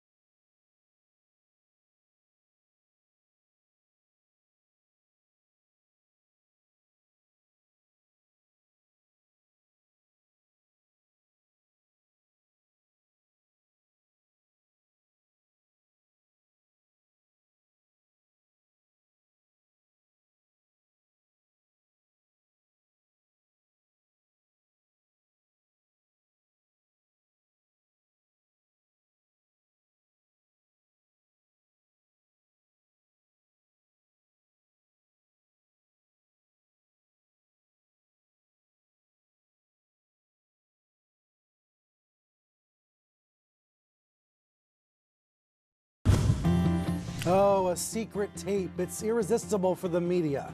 But can I ask if it really matters anymore?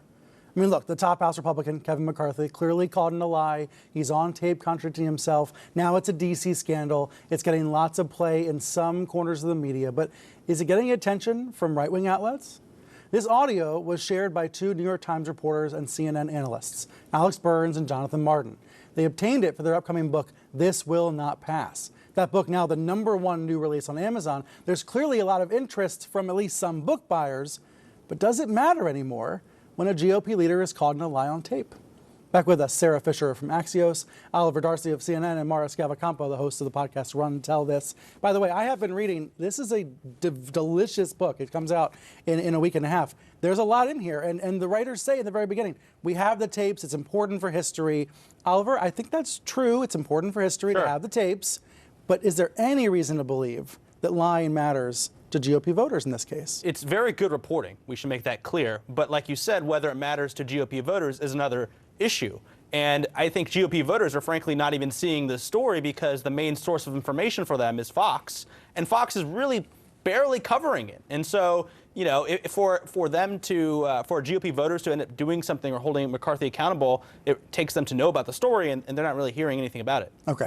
So they have this audio evidence. It is significant. By the way, they say they have more tapes. So this drip, drip, drip is beneficial for book sales. Is it controversial, Mara, to have authors sitting on tapes for months and not reporting them the minute they get them? Because it comes up every time there's a book about Trump or now Biden, this becomes a controversy. Well, I think there are legitimate questions about that when something is ongoing. So, for example, if you have Trump saying something about the pandemic that contradicts his public policy towards the pandemic, that's perhaps something that the public needs to know. But in a case like this, it just leads to a bestseller, as you pointed out. But there's a very big difference between a bestseller and something that's going to have a political impact. And there are no consequences for political lying, but there are consequences for telling the truth. So that's the odd space that we're in right now. That's the odd space that we're in. And this is not happening in a vacuum. This started the moment that Trump uttered the words fake news. One of his biggest accomplishments for himself was in successfully undermining the media, because then it doesn't matter if you have this amazing political reporting. Anything that comes out that you don't like is simply fake news. And in that way, you're able to create whatever narrative you want. It all goes back to that. Ron Brownstein's right. Here's what he tweeted a couple of days ago. The extent to which the rise of Fox has placed much of the GOP base under a dome, impervious to inconvenient truths, is an enormous political force that shapes the incentive structure for all Republican elected officials. Okay, here's one of the juiciest things in this book that I have not seen anybody point out yet. Well, not juicy, but it's interesting. It talks about Biden watching cable news and not liking what he sees. Quote, like most presidents, Biden was keenly aware of public criticism, and unlike his former running mate Barack Obama, he did not pretend to ignore the scolding of opinion columnists and television pundits. I shouldn't watch it, Biden would tell aides, but you know how it is. And he's said to be a devoted viewer of MSNBC's Morning Joe and CNN's Don Lemon Tonight. Biden was stung by the barbs of various talking heads with a sensitivity his aides found unfortunate. I don't know, Sarah. I liked hearing that the president's watching and tuning in. Barack Obama always pretended not to watch, or actually did not watch cable news. It's interesting just because Donald Trump, we knew, devoured it. And so when the Biden administration came in, they wanted to set up this juxtaposition, right? We're not going to be bothered by the fray. We're not going to be bothered by Twitter. But in reality, they are just like everyone else. They're humans. They love to see what people are saying about them, how good of a job or bad of a job they're doing. So of course he watches. Of course he watches. So this book is by two New York Times reporters. There was big news out of the New York Times this week, a changing of the guard there. Dean Baquet, the editor for the last 8 years, stepping aside. Joe Kahn, the #2, stepping into the top job effective in June. Sarah, this was expected. So is there a takeaway or a lesson here? Well, one, it's a very measured choice, and I think that tells you about what kind of editor major publications are looking for nowadays. John Harris at Politico wrote a great story about this, where if you take a look at Sally Busby at the Washington Post, if you take a look even at Chris Licht coming in to manage CNN, these are kind of steady, measured, kind of predictable people at a time when everything else around them is unpredictable. Right, stability at a time of dramatic change. Exactly. And let's give it up for Dean Baquet. I mean, 8 years as the top editor of the New York Times, the first black editor to run the organization, and a time of, as you said, tremendous change, including the Trump years. years. But Kay had a very successful tenure. Yeah, it's important to acknowledge that because, as you noted, he was the first black editor. That's incredibly significant. Took over during a time that was incredibly consequential historically. We had the Trump years, we had the pandemic, and then took the paper to these amazing heights, 10 million subscribers, trying to modify the ad structure, the way that revenue was brought in. And so that's an amazing accomplishment that needs to be acknowledged. And it is worth acknowledging that now his number 2 is stepping up. So we can only presume that, that legacy will continue. And we are waiting to hear what Bakay is going to be doing. Right, he's going to be staying in still some don't know capacity. what capacity. We don't know what it is. Right. To the panel, thank you very much. For more on all this, sign up for our newsletter. Oliver and I bring it to you almost every night at reliablesources.com. Get on the list. It's free. And it's back. The White House Correspondents' Center. It's back. It's returning this week. The president of the organization is ahead. We have a lot of questions for him, so stay with us.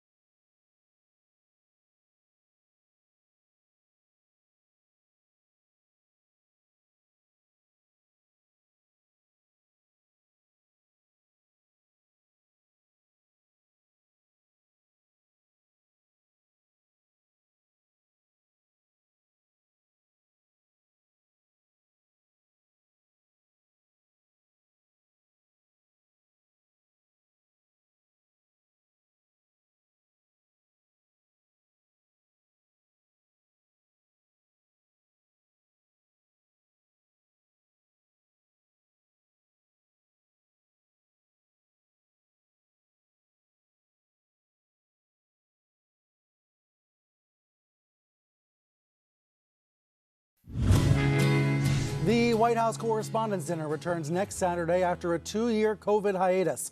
And it's newsworthy because President Biden is set to speak at the event, resuming the tradition after Donald Trump famously boycotted the so-called nerd prom. Trevor Noah is the headliner. Media outlets throw parties all weekend long. It almost feels like a return to normal, but of course there will still be COVID questions. Here to answer those and more, Stephen Portnoy, president of the White House Correspondents Association. He's a CBS News Radio White House correspondent. So how do you hold a big party when there's still this virus all around the world? Brian, months ago, our board had it in mind that we would approach this carefully. We decided months ago that we would have a blanket level of testing for all 2,620 guests at our dinner. Even before what happened at the Gridiron earlier this month, we decided that every person who came to our dinner would have to have two things: a ticket in one hand and proof that they have taken a same-day negative COVID test in the other. And that's a strategy that so far has been endorsed by the nation's leading health officials. So that's true. We're optimistic that we'll do what we can next week to avoid spread. So it's going to be funny, it's going to be serious. It's a big old schmooze fest, sometimes between politicians and reporters. There's often criticism of how cozy this event seems. So what's your defense of the dinner? Why does it matter? Look, we've been having this dinner since 1921. Presidents have been attending since 1924, with only one exception, to demonstrate a mutual respect for the First Amendment. And that's what I'm focused on. You know, in addition to the comedy, we will have Trevor Noah. I'm sure the president will have some fun things to say, but I'm going to be focused, and my remarks will be deadly serious, talking about threats that journalists face here at home and all around the world. It will be paying respects to the journalists who have been killed covering the war in Ukraine just in the last 2 months. And I'll talk about the essential role that journalists play in American life, helping this country govern itself. President Biden is certainly more respectful of the press than his predecessor, but not always as accessible. And as the head of the group that advocates for the press, can you tell us where you and the group stands with regards to Biden giving interviews, providing answers to the press, holding press conferences? Well, look, I lead an organization that was founded in 1914 to advocate for the working men and women who cover the President of the United States. At the time, the President was Woodrow Wilson, who sort of had a high-minded view of reporters. He didn't particularly care to engage with them. By 1915, he stopped holding press conferences altogether. And the mission of the association continues to be to advocate for reporters to be able to have those interactions with the President on behalf of the public. Readers, viewers, listeners, and that's the focus. I believe that every time we have an opportunity to ask the president, the most powerful man in our government, questions, it benefits the public. And so it's in the public interest that we advocate for more of those opportunities. Yes, in the public's interest indeed. Stephen Portnoy, thank you so much. You bet. Coming up, it was one of the breakout hits at the Sundance Film Festival. Now it's about to premiere here on CNN. We're going to speak with the director of this critical film, Navalny. He's next.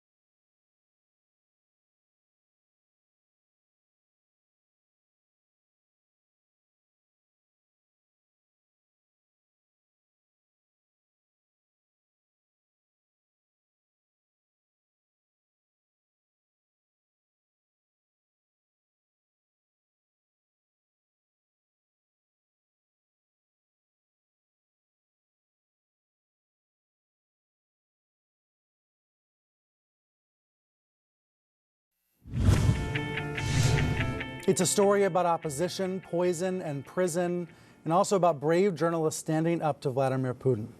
Navalny, the award-winning documentary set to premiere on CNN at 9 p.m. Eastern, gets behind the headlines about Putin critic Alexei Navalny and gets into the work that's been done for years. The documentary follows a team of journalists who helped identify the Russian spies behind the attempted assassination of Navalny. After recovering, Navalny was arrested in Russia, where he has been in prison for more than a year. The Kremlin and Russia's security services, of course, deny that they played any role in Navalny's poisoning. His story is one the world needs to know. And joining us now is the director of the film all about him, Daniel Rohr. Daniel, thanks for coming on the program. Thanks so much for having me, Brian. It's great to be here. This film, tell me if I'm wrong, I perceived this film was being worked on in relative secrecy, and then it became a breakout success at the Sundance Film Festival. Tell us why you were focused on Navalny. That's absolutely right, Brian. We made this film in total secrecy. It was as if for a year of our lives, my colleagues and I all had this double identity where we couldn't share with our friends or family what we were doing. But of course, the reason why we were so committed to making this film was because we view Alexei Navalny as one of the most complicated and compelling and fascinating figures of the 21st century. Here's a man whose bravery is extraordinary. And the story of the poisoning, come on, it's the stuff of fiction. It's as if the guys who wrote the Bourne series or James Bond left a manuscript behind. So as a documentary filmmaker, obviously, I understood that this was a really unique man and a really unique story. When you've been telling this story, do you have fears about your team? Obviously, you have concerns about Navalny because he's still in prison. Well, that's a great question, Brian. It's something that's obviously close to my thoughts. I have concerns about some of the investigative journalists we work with who uncovered this story. The work that they continue to do is vital and necessary, and it's exposing the corruption and murder that has festered through the Putin regime.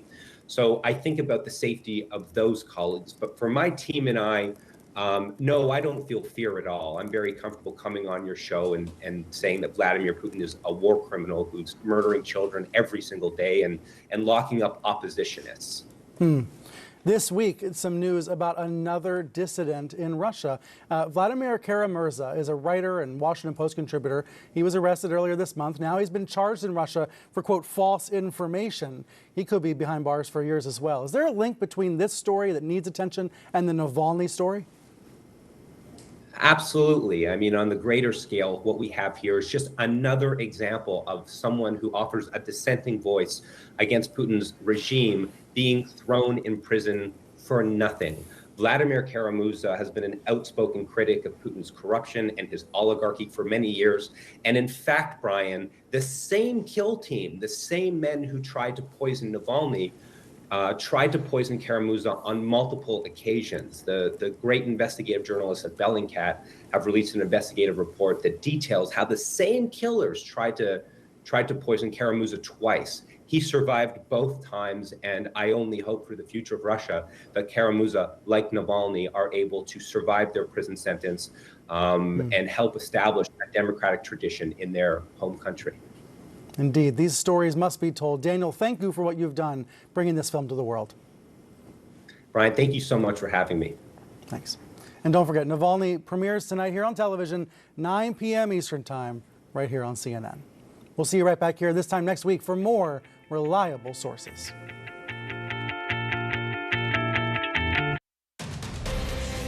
On World Sport today, a Ferrari fiasco. What went wrong at their home Grand Prix? We'll introduce you to the newest baseball sensation in Japan. Roki Sasaki has a very bright future, but a pretty dark past. And winning is becoming her forte. Iga Świątek is up to 4 trophies already this season. She just doesn't know how to lose.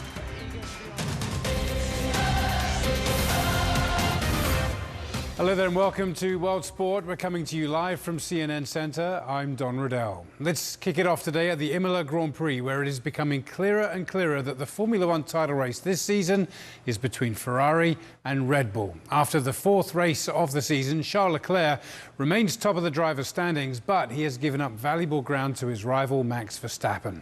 Ferrari made the better start to the season, with Charles Leclerc winning 2 races in Bahrain and Australia. He was second in Saudi Arabia, but his team had a bit of a nightmare here. Carlos Sainz also began the season very well with back-to-back podiums, but he hasn't finished either of his last 2 races. Sainz out in the very first lap, much to the chagrin of the Tifosi.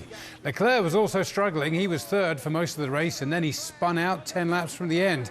To his credit, he managed to keep the car going. He was able to recover to some extent, but he had to settle for a 6th place finish. It was Red Bull's Max Verstappen, of course, the reigning champion, who took the checkered flag, closing the gap between himself and the championship leader. It's always tough to achieve something like that, but already yesterday and the day before, you know, we were on it, and I think it was looking like a strong weekend. Today, you never know with the weather how competitive you're going to be, but I think as a team we did everything well, and I think this 1-2 is very deserved. Only scored points in 1 of the 3 races, and he was languishing in 5th place, but that's all changed now. His 2nd win of the season means he's up to 2nd in the standings, narrowing the gap between himself and Leclerc from 44 points to 27, and we'll have more reaction to that race a bit later in the show. Meanwhile, the heavyweight boxing champion Tyson Fury says he will retire after retaining his WBC title with a 6th round stoppage of Dillian Whyte at Wembley in London. If he's true to his word, it would make him only the 2nd heavyweight to retire undefeated after the great Rocky Marciano. Fury dominated the fight, which ended in the 6th round, meaning he's still unbeaten in his 33 fights. His decision to retire might be something of a surprise, given that there should be an opportunity to fight for the undisputed heavyweight crown, possibly later this year. But whatever happens, he'll never forget this night at Wembley. 94,000 fans were there to see it, a post-war record for a British boxing crowd. I definitely think so. But I'm not ruling out, I will not rule out exhibitions, for sure. Get some of that Floyd Mayweather money. I ain't no world champion. I'm a legend in this game. And you can't deny it. I'm the best heavyweight it's ever been. There ain't never been one who could beat me. Because you know why? I'm not just being like confident. 6'9" frame, 270-pound weight, can move like a middleweight, can hit like a thunderstorm, and can take a punch like anybody else. Fight would be hard to beat. Yeah, and I've got balls like King Kong, a heart of a lion, the mindset of the Wizard of Oz. It is what it is, but you know, it was a very special night. And what a way to top it all off. Even if he says so himself. All right, next up on World Sport, we're going to Japan to learn all about the young baseball star Roki Sasaki. His family was devastated by the tsunami back in 2011. Now he's taking the game by storm.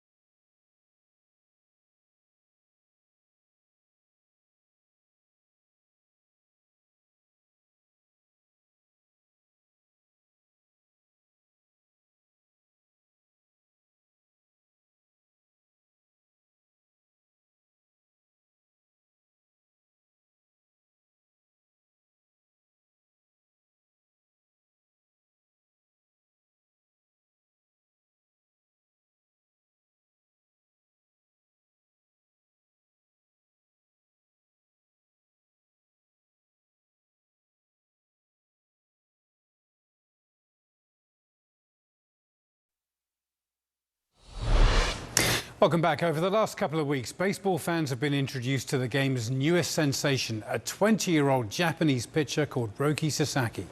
Going into Sunday's game for the Lotte Marines against the Oryx Buffaloes, Sasaki had pitched 17 consecutive perfect innings, and the excitement around him had reached fever pitch. Now, sadly, he couldn't keep the run going. In fact, it was all over on his very first pitch as he allowed a runner onto first base. By his own high standards, this was a disappointing performance from Sasaki, but his team still got the win, and it's unlikely to dim any of the interest in this prodigious young talent. It all began on April the 10th when Sasaki pitched the first perfect game seen in Japan for 28 years, and he almost did it again in the very next game. He was perfect through 8 innings of that, but his manager pulled him out to protect him. His pitch count was pretty high. Over those remarkable 17 innings, he retired 52 consecutive batters with 33 strikeouts. For more insight on young Roki, we're joined by the baseball writer and Japanese expert Jim Allen. He writes for Kyodo News and has been following this incredible young man. Jim, what can you tell us about Roki Sasaki? Where did he come from? Well, first of all, he lost his father in his home and at least 2 grandparents in the March 11, 2011 tsunami that devastated northeastern Japan. And he was heavily scouted in high school by Japanese and MLB teams. May 2019, he was a 19-year-old kid throwing, 18-year-old kid throwing 101 miles an hour. So he was on everybody's radar. You've been following him, and specifically this season. I mean, was this streak that he just pulled off in the previous 2 games in any way a fluke, or is he as good as all the hype would suggest? Well, if the hype is he's going to throw a perfect game every 2 weeks, then yeah, he's not that good. But he's an amazing talent. He had the hitters really had no chance against him on April 10th. And he was last week he was almost as good. He's got this tremendous fastball, far faster than anything in Japan. He's faster than virtually every Major League Baseball starting pitcher. So there is already talk because of that he'll play in Major League Baseball one day, but it might be not for some time. Why is that? Well, because for a couple of reasons. One is until he becomes a free agent, his team will have to post him and take a transfer fee. But I suspect that will happen in 2020, at the end of the 2026 season, because he'll be 25, and by the current Major League rules, he'll be eligible to get an unlimited contract. All right. And what kind of splash do you think he would make in the major leagues? I have to go by what the MLB scouts tell me, which is that he's on any given day, he's the best pitcher in the world. So I think he'll make a splash, yes. Yeah, I would say so. All right, well, we will be keeping a very close eye on him. And Jim, we appreciate your insight.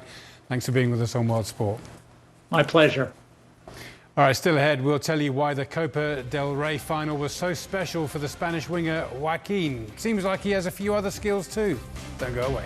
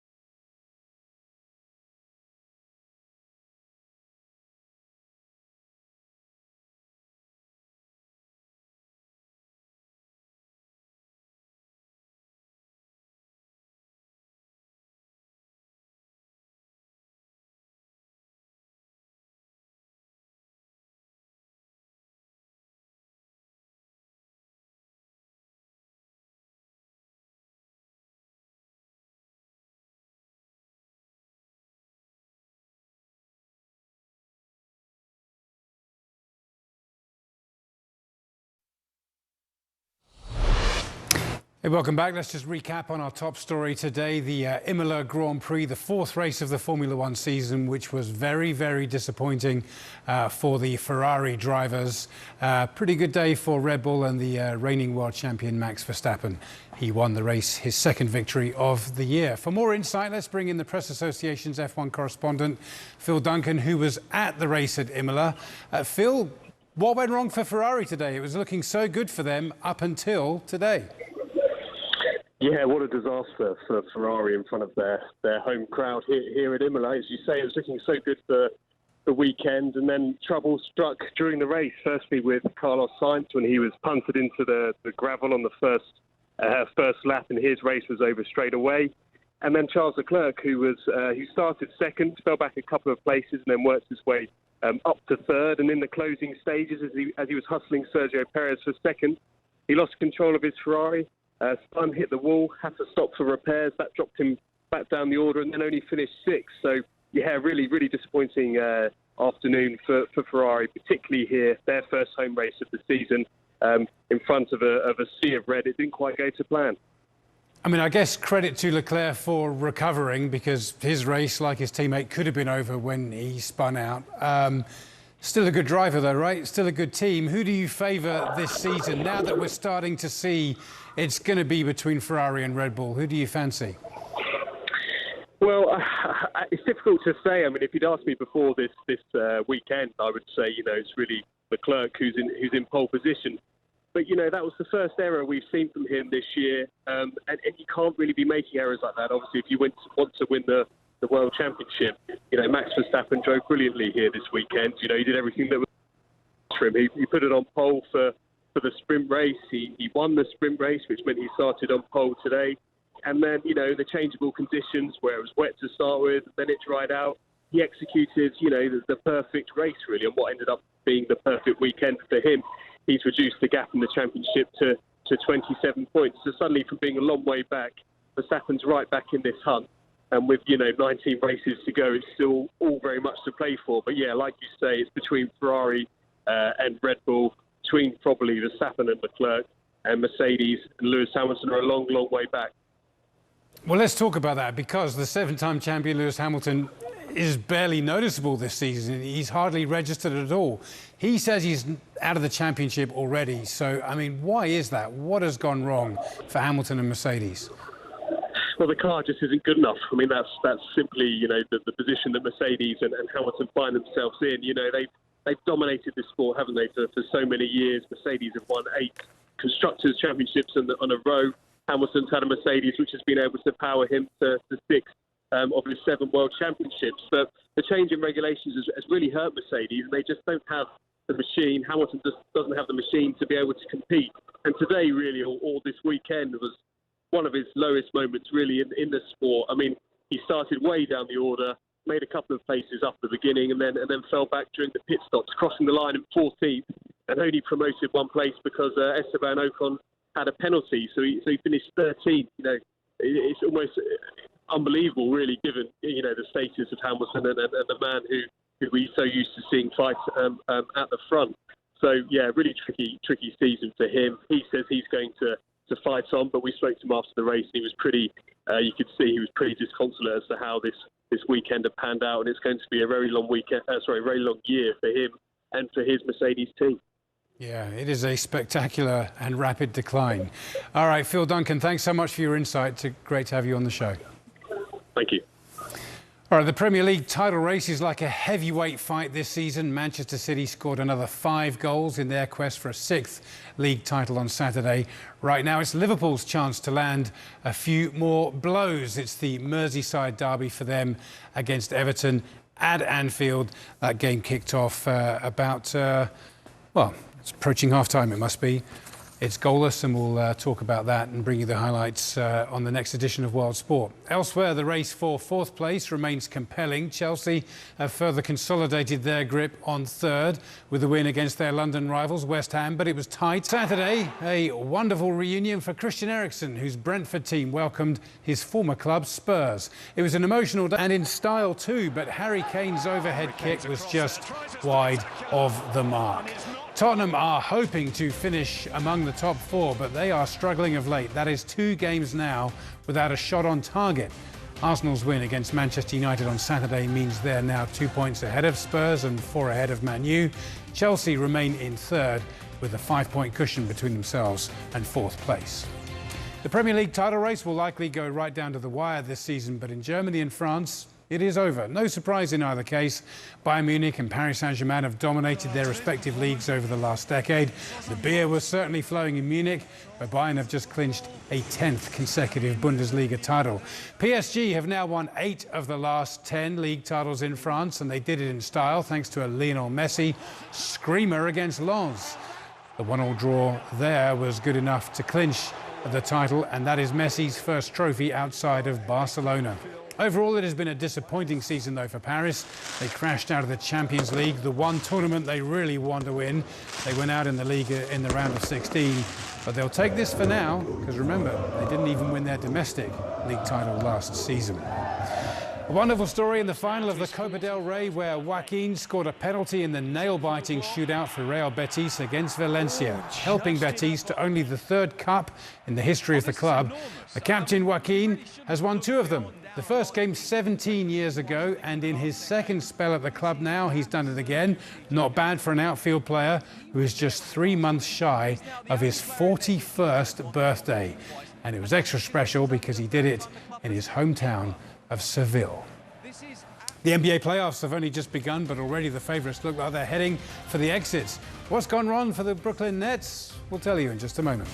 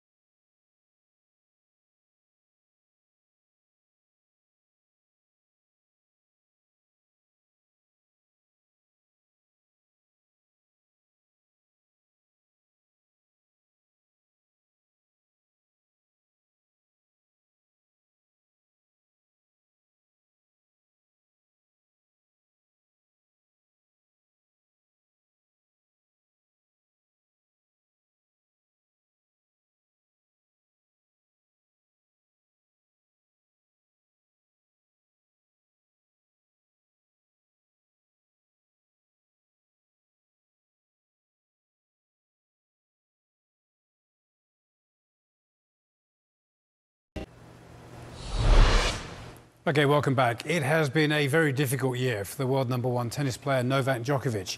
His troubles with immigration ahead of the Australian Open have been very well documented, and his stance on the COVID vaccine has meant that his playing options have been pretty limited in 2022.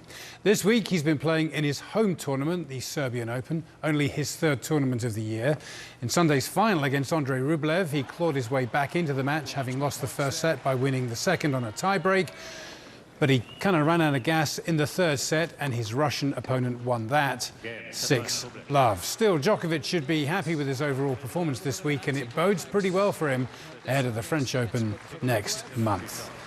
Meanwhile, it seems that absolutely nothing can stop the Polish star Iga Świątek, whose winning streak is now up to 23 matches and 4 titles. Earlier on Sunday, she dominated Aryna Sabalenka in straight sets to add the Porsche Tennis Grand Prix to her glittering collection of trophies. This was Świątek's debut in Stuttgart, and with the exception of a tough semi-final match, She just breezed through the whole tournament. She was quick to remind her coaches that this was her 4th title of the season, and the win against Sabalenka also continues her extraordinary streak in finals. She's won her last 7 championship matches, and all of them have been in straight sets. Let's recap on what the world number 1 has been doing this year. Her 23-match streak includes 4 straight titles in Qatar, Indian Wells, Miami, and now Stuttgart. Her record for the year is 32-3. She hasn't lost a match since the middle of February. You know, sport can be so unpredictable. That is, of course, why we love it. The experts thought they knew what was going to happen in the NBA playoffs, but after just a few games, some teams are facing a very different reality. Here's our Coy Wire with the roundup of the latest action. Brooklyn Nets were preseason favorites to win it all, Don. This is one of the things I love about sports. Bigger, faster, stronger, better on paper. Doesn't matter. Those Brooklyn boys ran into a buzzsaw named Boston, getting out-hustled and outplayed. Brooklyn already down 0-2 in the series, hoping some home court cooking could correct some things in Game 3. But Jason Tatum was all up in their kitchen, smothering defense by him and his Celtics. One of the most talented duos ever, and Kevin Durant and Kyrie Irving left frustrated and fretting yet again, just 16 points apiece. Tatum going beast mode on offense too, leading with 39 points. First Celtics player ever with at least 35 points and 5 rebounds, assists, and steals in a postseason game. Boston now 1 win away from sweeping the mighty Nets, who are on the verge of being booted in round 1. Durant looking completely dejected after the game. Losing. I'm just not making the right decisions. It's a lot, but overall, we're just losing. I think it just shows the growth of our team. From the first game to now, how our mental toughness has grown. Early in the season, we gave up big leads all the time, and we figured it out. It's a game of runs. You're never going to be perfect. It's all about how you respond. And, you know, that's what we kept responding. They were throwing punches, we kept going back. Toronto down 0 games to 3 to Philadelphia, but season's still alive after a huge night from Pascal Siakam. Sick'em, Cameroonian clutch. 15 of his playoff career best, 34 points coming in the 4th. Philly was struggling with MVP candidate Joel Embiid playing with a sprained thumb from Game 3, scoring 21 points, while James Harden shot 5 for 17 from the field, just 2 of 8 from three-point land. Raptors win 110-102. And Minnesota star Karl Anthony Towns was on the struggle bus in the T-Wolves' epic collapse in Game 3. Took just 4 shots, but started Game 4 with a bang, hushing the haters with his very first shot for 3 of his 33 points in the win over the Grizzlies. Looking like a man on a mission, dominating as his Timberwolves tied the series at 2, headed back to Memphis for Game 5 on Tuesday. The Mavs, Luka Doncic, first game back from an injured calf, rust-proof. 50 seconds to go. Mavs up just 1. Everybody knows who's taking the shot, Don, including the 3-time Defensive Player of the Year guarding him, Rudy Gobert. Luka don't care. Huge step back 3, straight savage. 30 points in his return. Luka's 33.5 points per game in the playoffs is now second only to Michael Jordan. But to quote Rudy the movie, sometimes a winner is a dreamer who just won't quit. And Rudy Gobert's a dreamer, baby. But he's not the only one. The game-winning dunk for Gobert off a sweet alley-oop from Donovan Mitchell. A 1-point win, tying the series at 2 games apiece. Jazz Nation unite. Hey, Rudy, what do you think of the folks saying that the Jazz just can't cut it this year? The talk. We just try to be the best team we can be. We try to enjoy the moment. And whatever happens, happens. But right now we have an opportunity and we've got to make the most of it. Ooh, pardon my French, Don, but ooh la la wee wee. We're 4 more games on Sunday. The Bulls, Hawks, and Pelicans fighting to even up their series, while the Warriors and Steph Curry can sweep the Nuggets in Denver. Looking forward to that, Coy. Thanks very much. And if all those teams had your energy, they would all be just fine. That is it for World Sport Today. Thanks for your company. See you again soon.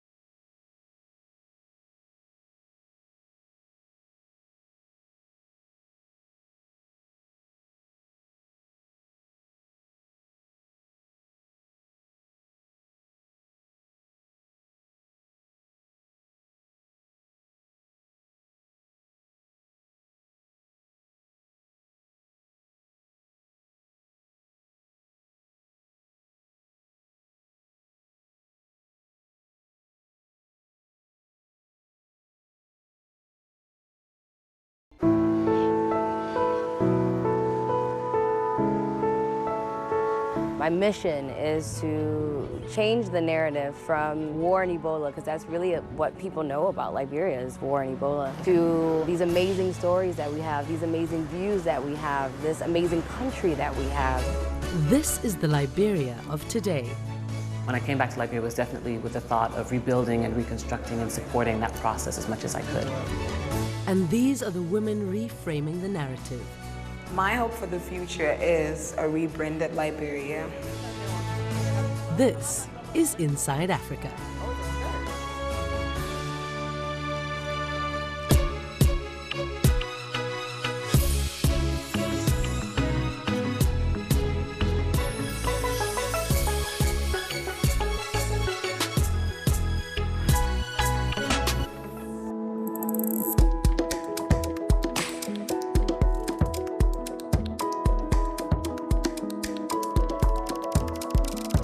So the purpose of my vlog today is to just change the narrative about Liberia.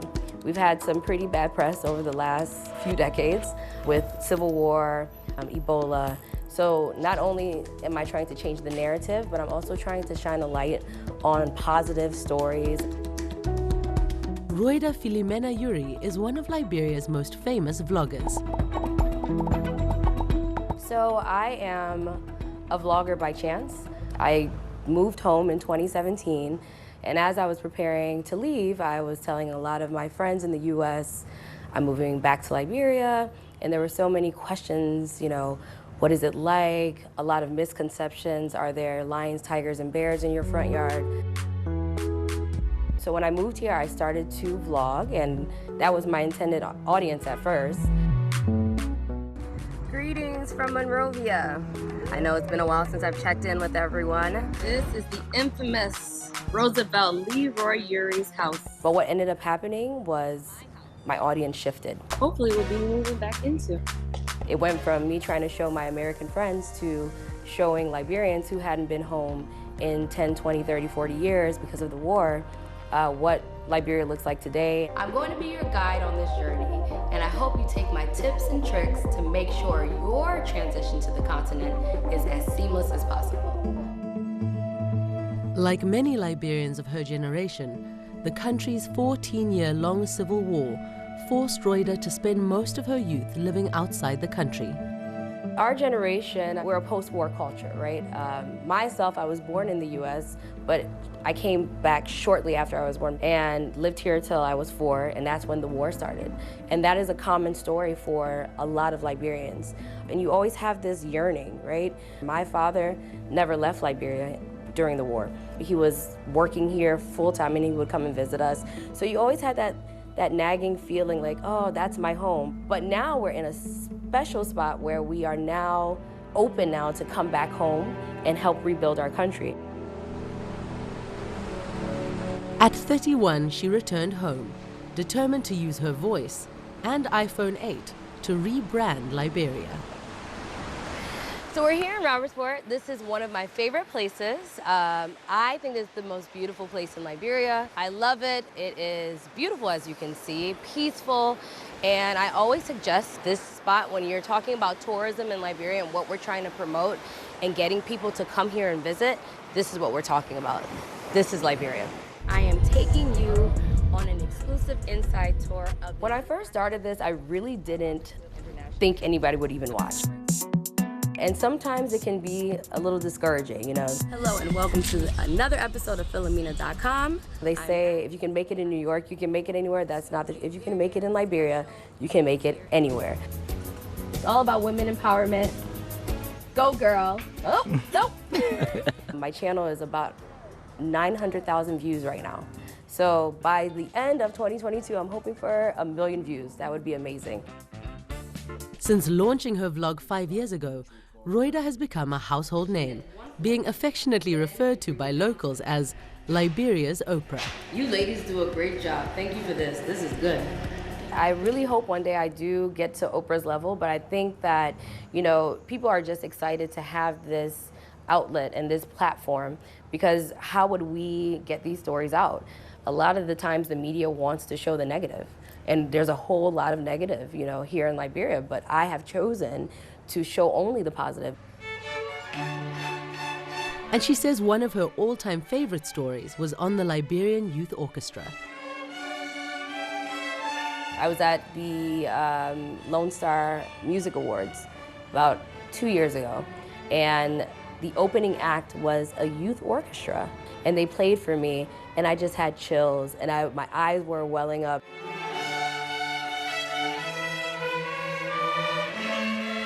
One of the things I think that's unique about my show is I'm actually seeing these things for the first time too, so we're all exploring together. This ain't no bridge. What is this?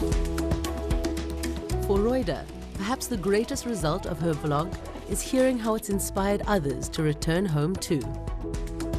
I do think I'm making a difference, even if it's on a small level. I'm just happy that I can change one person at a time or a few, and that's what really, really pushes me.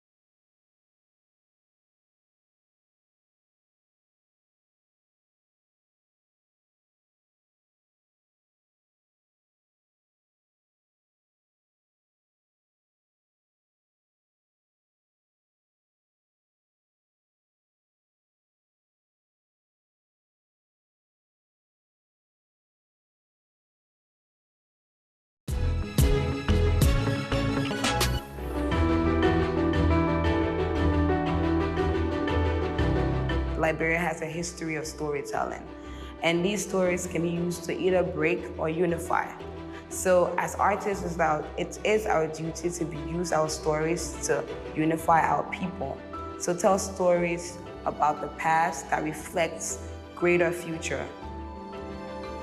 Beulah Nimeni is on a mission to shift the Liberian narrative, one word at a time.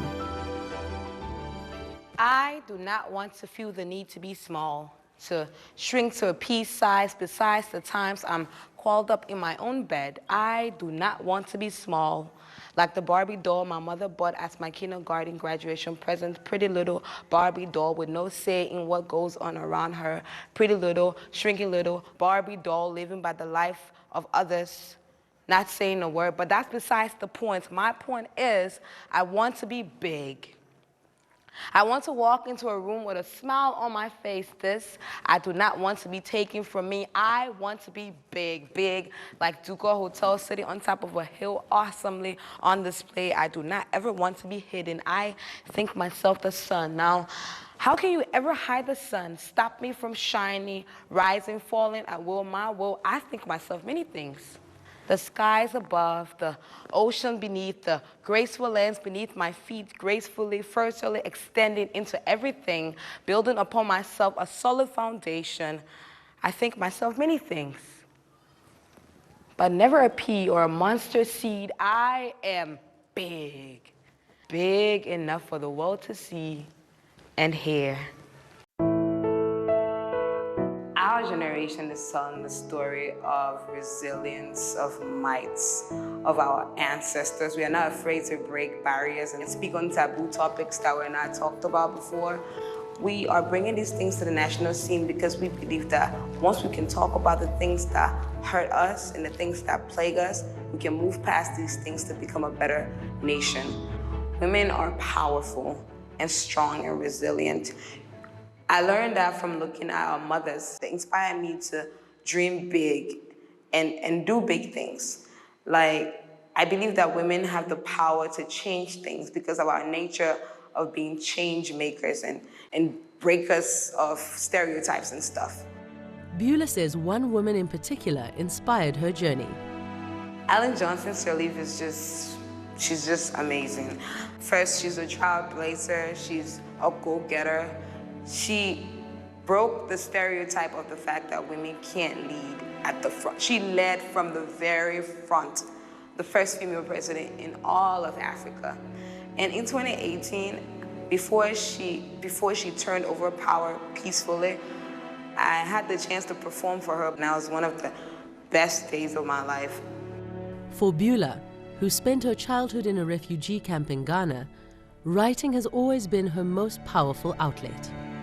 My name would never go down in history for second place. No one is to see me break. I only get one try. Yet, I broke. Like pencil pressure to paper, flip the page, I rewrote. I write more self-reflective pieces, and I want people to believe more in themselves and in their voices and in their power. So I'm saying I believe in my voice and my power and my identity as a Liberian, and so can you too. I want people to be able to connect to their identities and who they are.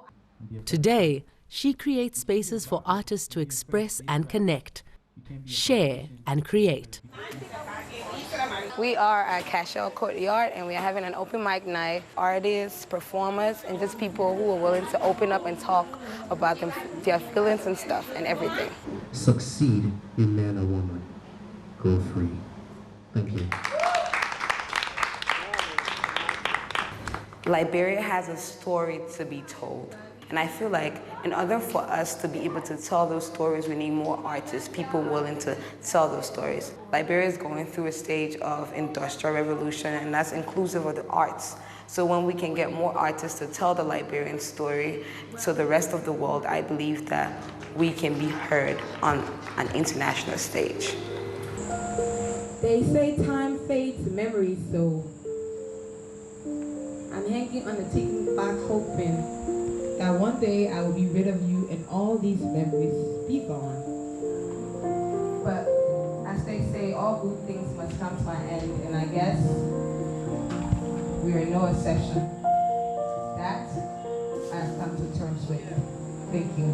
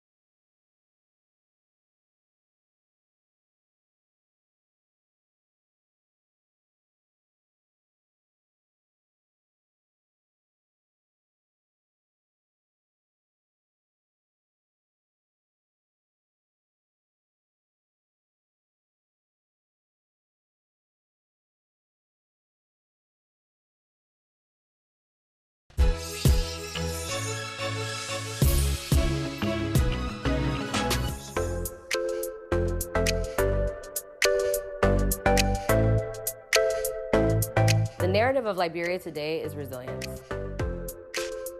There is something in us that we're gonna keep pushing forward as much as we can to make it work. With as little as we have, we make it happen.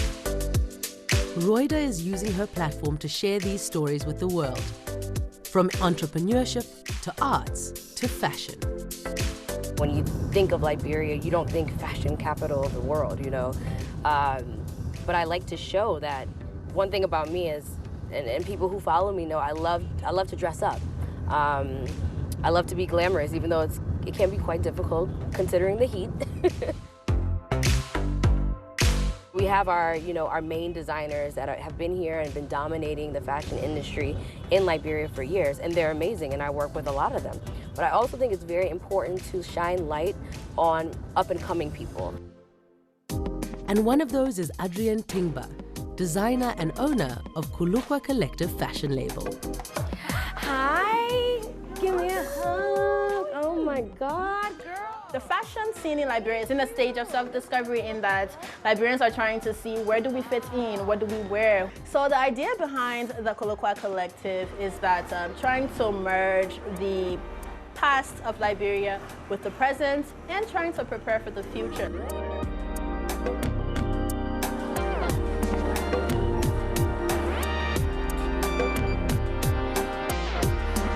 So you see that a lot in the clothes that I make, where I use indigenous materials such as raffia or beadings or sometimes rice bags and little things like that, because as I grew up in Liberia, those are the things that I saw people wearing. So for me, it's very important that wherever I go, I showcase some way that I'm Liberian, I'm from Africa. Promoting women is central to not just Roida's work, but Beulah's too, who runs an educational financial aid program for young girls. We are at Hotel Africa, Blessed Community, and in 2018, my class and I visited here for a field trip. In 5th grade? Really? That's nice. What about you, question? I started my financial aid in 2017, and then when we visited, I saw a need to extend it to this community because there are a lot of amazing students here, and I feel like everybody should have the rights and the access to education, so I decided to extend it here. It's important for me because I feel the need to touch people's life, and I think education emancipates, and that's the only way we can build ourselves as individuals in Liberia. So I believe that we all have to have that right to be able to be informed so that we can know what choices to make as people with regards to voting, life choices, and every basic choice of a person's life. In 2017, at the age of 18, I started a financial aid program for underprivileged kids. So every year I have an annual portrait event geared at raising money for these kids to go back to school. And Beulah's not the only one blazing a trail in education. We're at the Fendel campus of University of Liberia. I teach gender studies here. Primary data on university students, faculty, administrators, the gender breakdown. For me, academia was the place that I went because I had a PhD. And definitely when I started, I was the only female professor in the department, and I really felt that my presence was needed and very much appreciated. And I remember one day one of my male students telling me, at the end of the semester, now that I see you teaching, I think that my girls can do anything. I hadn't really thought about that before. And that for me was a really pivotal moment where I thought not only the student directly is impacted, but the children of the student is impacted because they've seen a woman teaching and now they think that their daughter's going to accomplish things. Women in general, right? Like, let me just say this, around the world, we run everything, right? But women in Liberia, from the market women to, the nurses, to everything, they are so pivotal to the functioning of our society. Of course, I'm a woman, so I already believe that we can do everything, but we really do. We really do. We still have a long way to go, and as you continue to follow Liberia's future, women are always going to be in that storyline.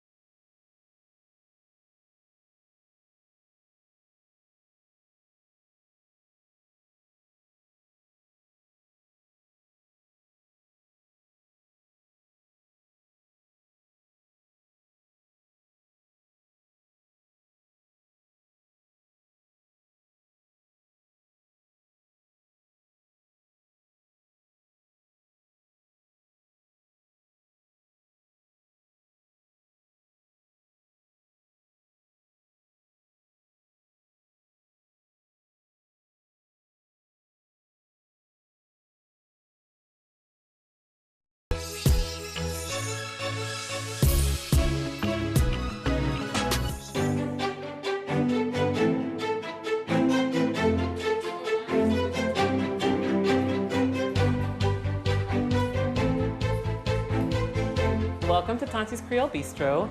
Today we're having a tasting dinner, and so we're in the heats of the preparation to get everything ready for tonight. Academic, restaurateur, singer, this multi-hyphenate is on a quest to break down barriers.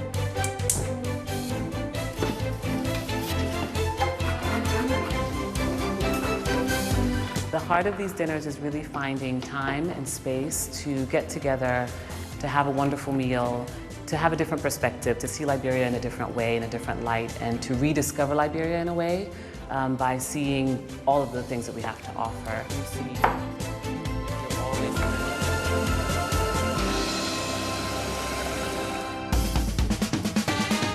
So we're gonna go to Benson Street Market. It's a local market in town where a lot of goods are. How much for it? Who's that new one? That £1? Okay, let me get £2. How much for the passion fruit? Chinch, you got 10? Let me see. Well, carrots, cucumber, green beans, spring onion, that. You got mint? Okay, let me take mint from you. Thank you. Thank you. Y'all, thank you.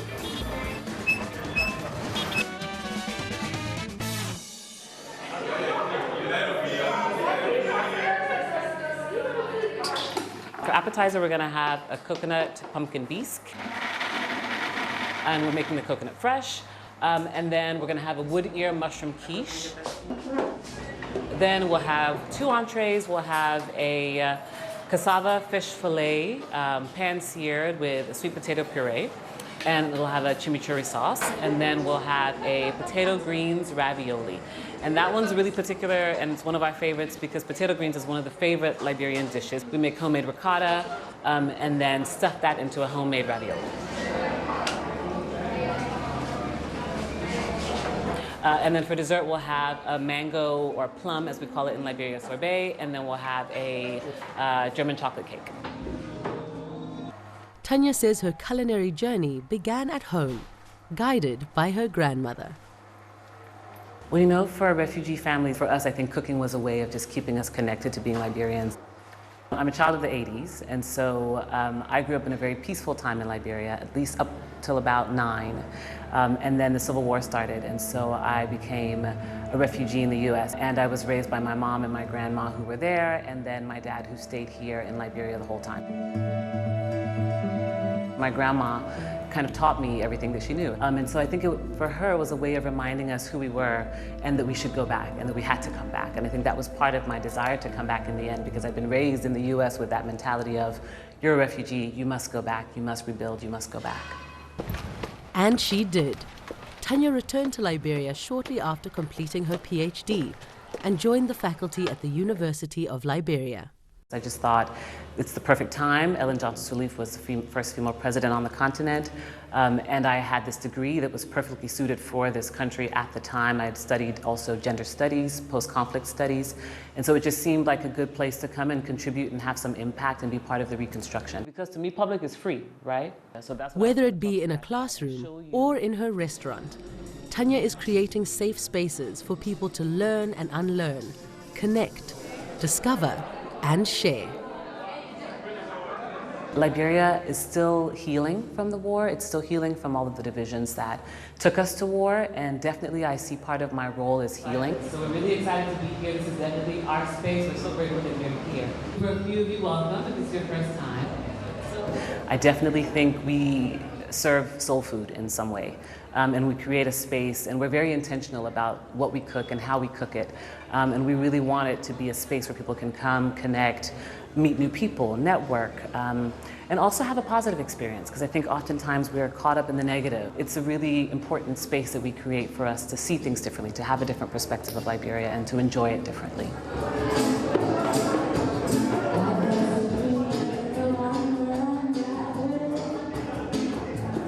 Started by Tanya and her cousin, today these pop-up dinners are a whole family affair, and everyone who's anyone hopes to be invited. Oh, everybody's involved. My mom is involved. My sister will be singing. Sometimes my uncle Dave joins. He plays the percussion and the trumpet. It's definitely a family and a community restaurant. And we survive on our community here. Our network is really what makes Liberia beautiful and what makes it sweet, as we say in Liberia. It's the network, it's the community.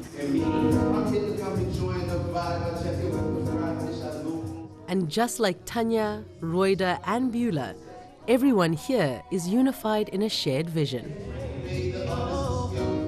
I think there is definitely a spirit of repatriation here. People who have lived elsewhere and who've chosen very intentionally to be in Liberia and to spend their time and their energy and their money in Liberia and to rebuild Liberia.